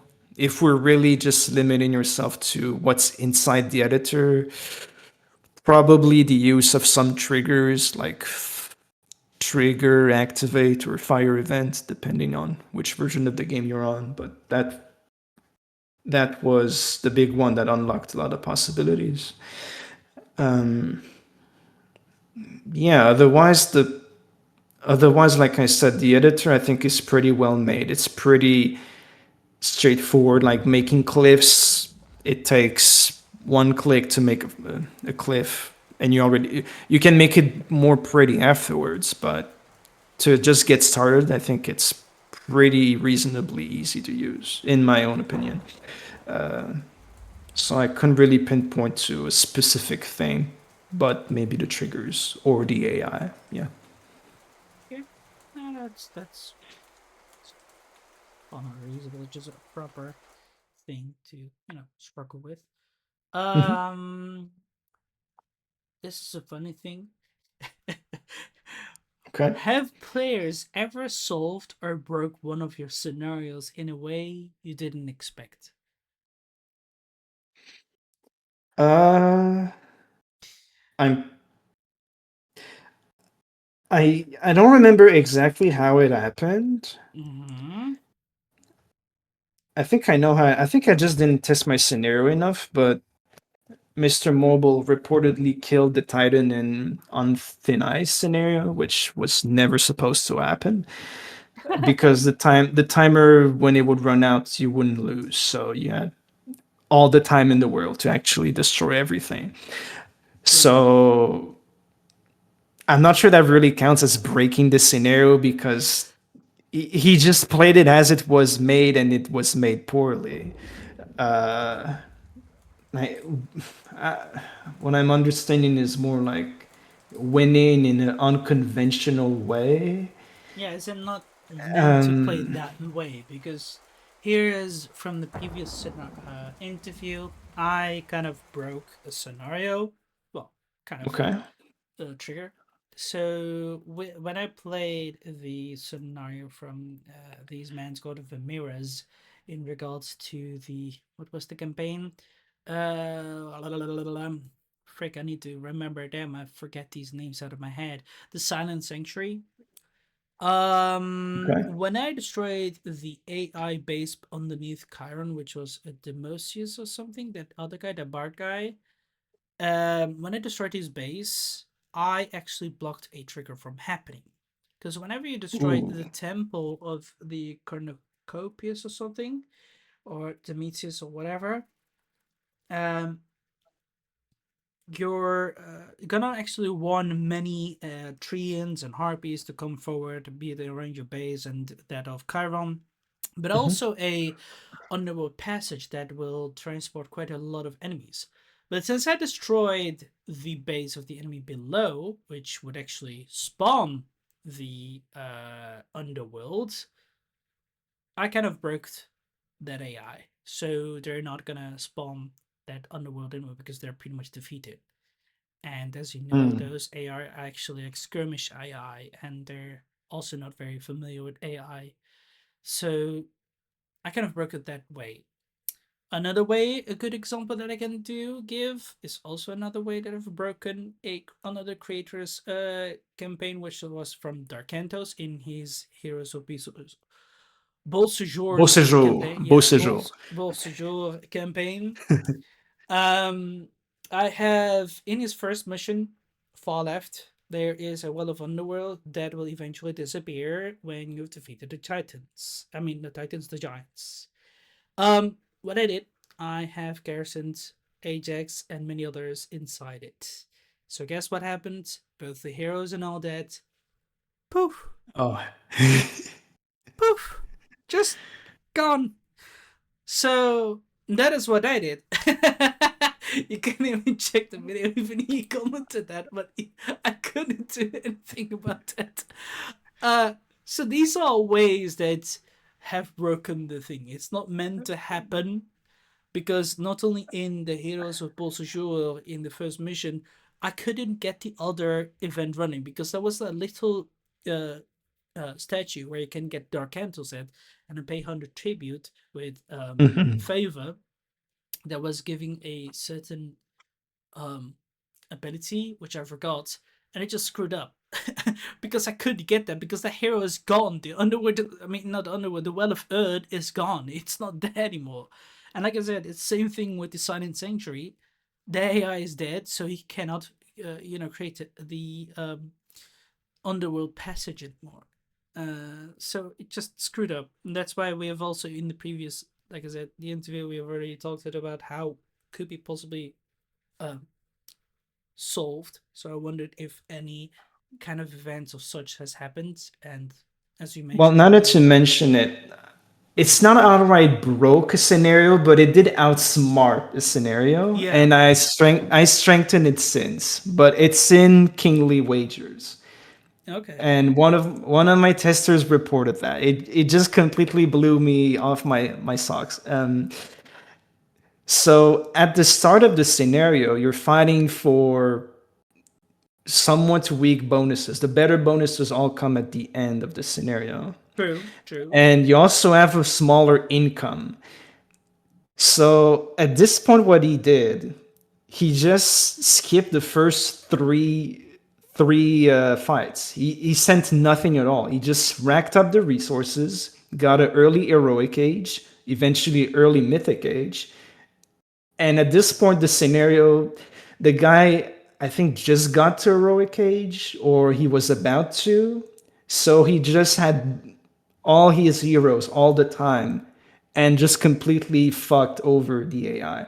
So by skipping the first few rounds, he saved up on resources that he would have wasted otherwise on units that might have not helped him, and he skipped on bonuses that might not even been useful. While the AI, maybe he gets bonus throwing axemen that he will throw to battle that again you're not sending anything, so he's just wasting them. So when I noticed that you could do that, I included in the AI a notion where if the last round the opponent sent nothing, you try to lowball him. Assume that he will possibly do the same thing. So he will waste less resources that way, if that makes any sense. But it's also random, so you can't read it like that. If you lowball him one round, he might still play as if you did not. It's kind of I don't know if you follow me on this, but I do, I do. so basically that's one instance when uh, I found out that okay, you can kind of Cheese it a bit. yeah, and you still can kind of do because it's also still randomly based. Like he will not 100% do it, but he's likely to do it. It's still a pretty good method to win the challenge. Yeah. So I've I've won it very fairly. I think I've won all well, of rounds, that not all even lost power to one. you. But even if you did not, I mean, that's still pretty clever, and I respect that. That's pretty cool. Nah, it certainly is. I mean, it's also cool to hear that Mr. Mobile have killed that Titan. I think it just swarmed Heresy here along with those range spear throwing dudes. I Well, think. I think at the time the Titan did not have absurd regeneration too, or Mm, maybe it did. I can't remember, but I mean, he had no reason to do it, and he still did it. Like, what a yeah, boss, man!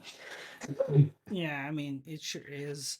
But yeah, like I said, these are just very nice examples of how well it's not entirely like breaking. It's like more like playing it, I guess, maybe in a way that it's not meant to be, which I personally enjoy. I personally try to playing games and pushing boundaries as much as I can. But Mhm. yeah, it's not always easy to achieve that, and sometimes I manage to piss off some. Well, that's just really cool being off meta. Yeah. Moving on to the next question. What kind of feedback or recognition means the most to you? I mean, kind of partially What kind of feedback? or recognition means the most to you as creator. Oh, well, recognition. Someone playtest my stuff on YouTube. I think that's Mm-hmm. just really cool. It puts more eyes on it, and people are probably maybe if they haven't heard of it, they might be more eager to try it out. And not even it doesn't have even to be YouTube. Just seeing someone play it, just their thought process. Because as I make a scenario, I have a way of seeing things. I know where everything is. I don't have to explore as much. I kind of have a plan of already how I want to play, but I don't know how the others want to play, and I just really like to see them consume my work in that sense. Like see what kind of hurdles they come across and see them overcome said hurdles. I think it's just really, really rewarding. Just the act of seeing them play. Uh, yeah, I think that would be it. Okay. Do you keep any sort of Excel sheets or notepads for fixes or future updates, perhaps other creations you have in mind? Well, I did mention I have a checklist with some bullet points of things to look out for before fully releasing a scenario. So Mm-hmm. I have that. But in terms of the ideas that kind of go everywhere, they're my notepad on the phone, or I have a Discord channel with just me, myself, and I on it. But I use it to like Keep there's like track of this things. community Discord, yeah, and each channel has a scenario name, so I can put like, oh, this AI is broken here, and need to look it up, and that's that's what I do. So that's one of those two, really, but they work together. Yeah. It could be more organized, but for what it does, it's just for me. It works. Yeah. Yeah.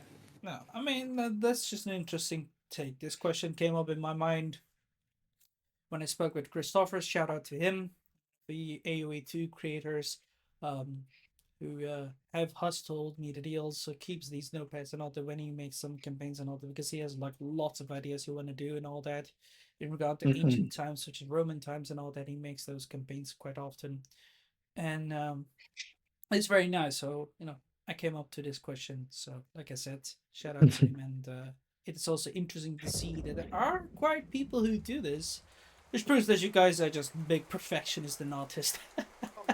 But I But mean, realistically, I don't see how you would do without. Like, how do you not take any notes of any I don't kind? know. I mean, I think maybe some people have like very good memory, or I don't know. Some people are not that organized. Some people are. Not to say that it's like Well, bad to be not organized, but yeah, I don't know. mhm. I mean, Um, I guess there's different degrees of being organized. I wouldn't consider myself to be super organized, but nor am I. that would be next level disorganized. I don't know. True, true. Um, Moving on to the next question. I mean, we've pretty much also spoken about how the editor would, be very different. It is also something that I've also spoken with everyone else. Mhm, The editor certainly is very different compared to Extend Edition right now, with compared to Retold and AOE, normal mythology. mhm, mhm. So I'm gonna come to the last question. Do you have any questions for me?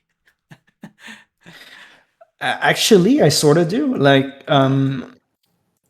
I know if I wanted to have all the fame in the world, I would be modding for AoE 2. But Mhm, mhm, sadly, I played the game probably 2 3 hours tops, mhm, and it just didn't hook me like the other games did. For instance, I come from, well, ROM obviously, but I also played lots of AoE 3. Fucking love that game. mhm. But AoE 2, it just never struck me. Like, I don't know what I'm missing, because it's obviously the most popular, the most Yeah. successful. There you go. Mhm. But I just didn't find anything to hook me in. So for you, what would it be? What am I missing? I think, in my opinion, Age of Empires 2 is far more slow paced, and it is far more micromanagement over here compared to Age of Mythology. Because when I look also how competitive plays are, it feels far more quicker within Age of Mythology and Age of Empires 3.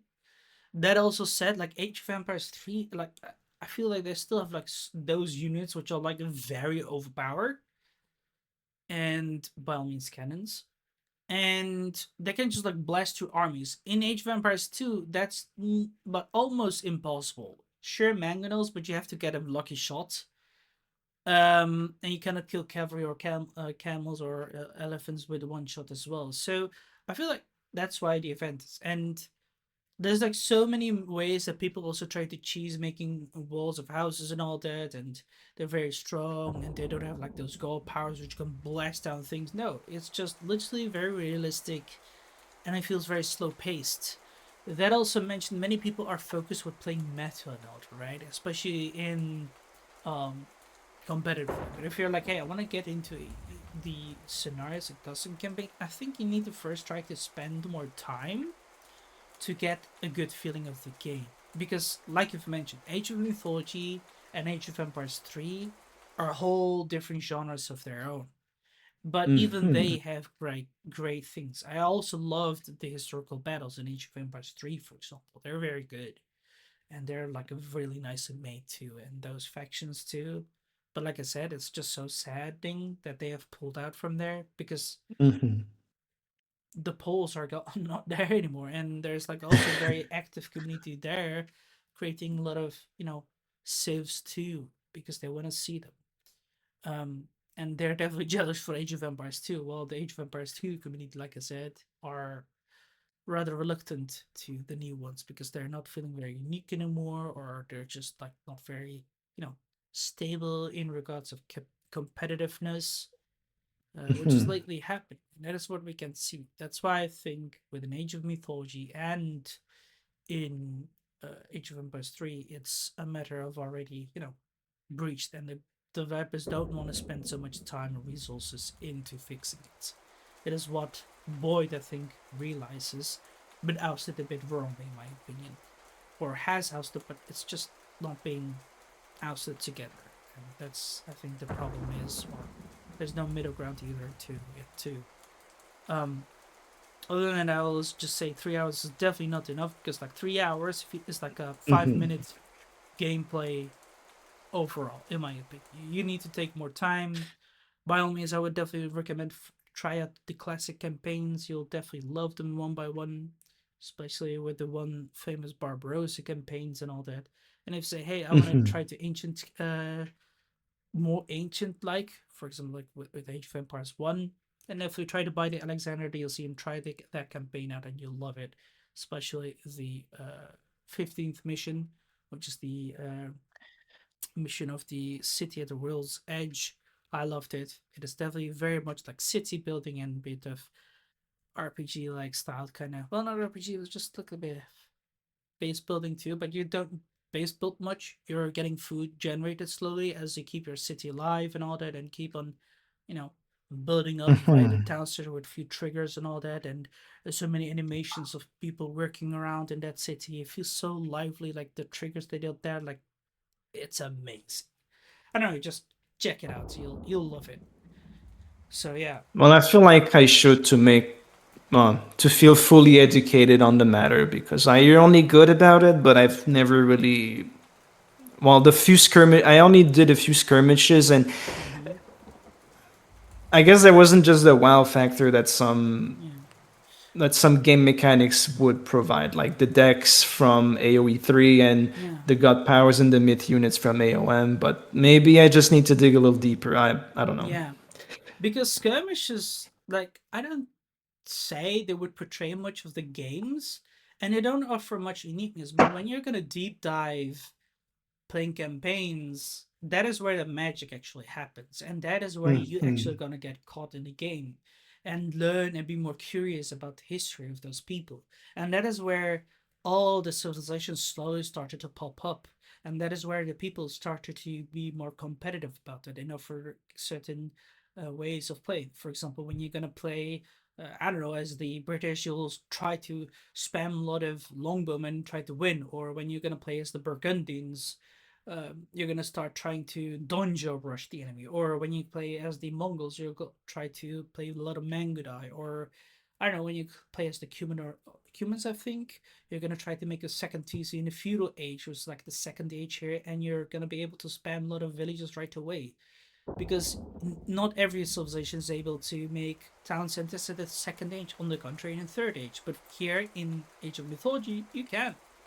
So there's like so many different things. And like I've mentioned, for example, when you play as the Aztecs or the Mayans, you're able to make Jaguar warrior, not no Eagle warriors, which are very quick-footed, and spears unit who can do quite a bit of damage, and you can try to rush the enemy with it. Or like I could babble a lot more, but I would definitely say skirmish won't protect too much. And if you're especially like, hey, I want to see what makes Age of Empires unique, then I'll say definitely what makes it unique, especially in regards to skirmish, is the metas of each faction, its voice acting, its campaigns, the history, the custom campaign and scenario creators, who are just very cool. Some people even recreated like the Viking saga with I don't know if you know the series of the Vikings with Ragnar Lothbrok. Some people even like remade that there, and then you play as the Mhm. Vikings and you try to plunder big cities. You get a lot of gold and units, and you slowly take that plunder back to your town, create some units from there. So much kind of these thingies, and they're just amazing, which are just really cool. Or Mhm. campaigns with thingy made like Christopher's, like I said, he made a very nice Alexander the Great campaign too. And for example, Jacqueline, who made a very nice Apranik campaign of a Persian woman who believed in the Zoroastrian belief again with Ahura Mazda and whatever. And again, that's also a nice pantheon that could be added, even though they're not very mythologic. Well, some would argue they will. And, there's so much. And I definitely could try to convince you to do it, but I think you'll first need to jump in and see and test the waters yourself to see if it interests. And then I can offer you Mhm. recommendations to do it. It's the same thing for Age of Empires 4. And, I was about to ask about Age of Empires 4 too, because oh, I have no concept of what the game is, and never just interested me. Like, why is there a fourth one? But what's your relation with it? Is it good or? For me, it is also good. As you know, Age of Empires 4 also has big competitive side. Few years by now, they're also included within the Red Bull Wallow tournament, which is one of the biggest events, and not just tournament events, as one famous commentator known as Memp TV. Shout out to him, and many others, of course, are there. But for me, he is like one of the oldies but goldies, um, who mentions it's just a big event. And you can like literally win like thousands of dollars for there, and it's being hosted throughout the world. This year it hosted in Londinium. Previous it was Spain, and then the year in Germany and all that.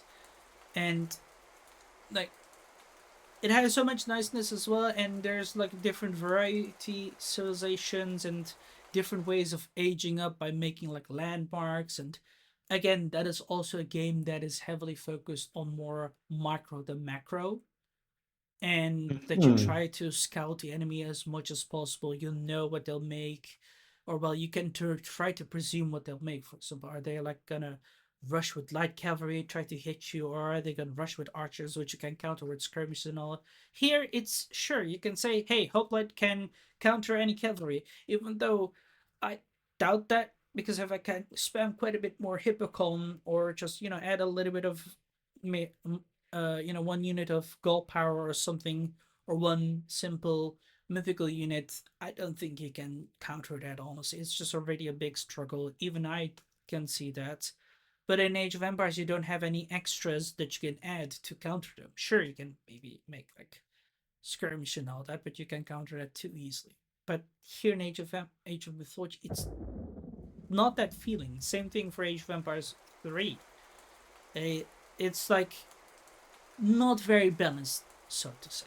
In Age of Empires 2 and 4, it's far more balanced and it's far more slow paced than these other games, I feel like. And I feel like there's also like different kind of magics there too. It's just you need to get a feeling for it, I guess. But yeah, Mhm. but if you're gonna ask about my Age of Empires 1, I mean, it's just a game that is also for nostalgia. That's just shelved away forever. At sometimes you'll just think about it, you'll be like, Rogan, and then okay, bye. That's just it. It's like a ex-girlfriend kind of situation. So yeah. I like that comparison. Yeah. I mean, that's just it. I would highly recommend to try it out as well. I'm still also trying to play it as well. It's also far more. Age of Empires 4 has a little bit more automation also compared to Age of Empires 2, which is still good, but there's still an active community there, and it's slowly growing also with more civilizations, but they have still more variety of civilizations, which I do not understand much. And yeah, it's still nice and all, but yeah, I'll still puts Age of Empires 2 above. Then I think will come Age of Mythology, and then the fourth, and then comes the third, because it's pretty much that kind of, sorry Yeah. to say. Yeah, it is It's what it is. yeah, because I think, like I said, the historical battles was keeping it alive. Also, all these other civilizations, but now that they pulled out, it's kind of dead. And this is also where my concerns is, and hopes that they will continue offering more content into the game, because we as humans always enjoy on what is next, right? That is And true. you, along the others, offer consistency of more content to this. And even if you guys have not tried to oust it or put it in spotlights, people like me try to and contribute to that spotlight thingies and all that. Not to say that I'm like a big guy and can flex. No, I'm just saying it's No, but even then, the intent is strongly appreciated. true, true. And again, I appreciate you for taking the time over here, even willing to do this with me. So That was a real pleasure. I mean, and I'm not fooling myself. Like I think that's pretty cool to interact with other members of the community. That's yeah. true. And I highly encourage to keep on doing that too, right? Not just with me, anyone else as well, even in the Discord server that I sent you, and make that kind of tutorial thingies. And if you do, tell me, and I'll try to put it also in spotlight. And I don't have any other. Well, Uh, go ahead. I don't have any other questions myself, so if you have any, feel free to toss them my way and all that. I think we went through pretty much everything. That was Mm-hmm. a very nice conversation, and makes me think that uh, maybe I need to do some stuff alongside the scenarios. Mm-hmm. I'll keep. We'll stay in touch if anything happens for sure.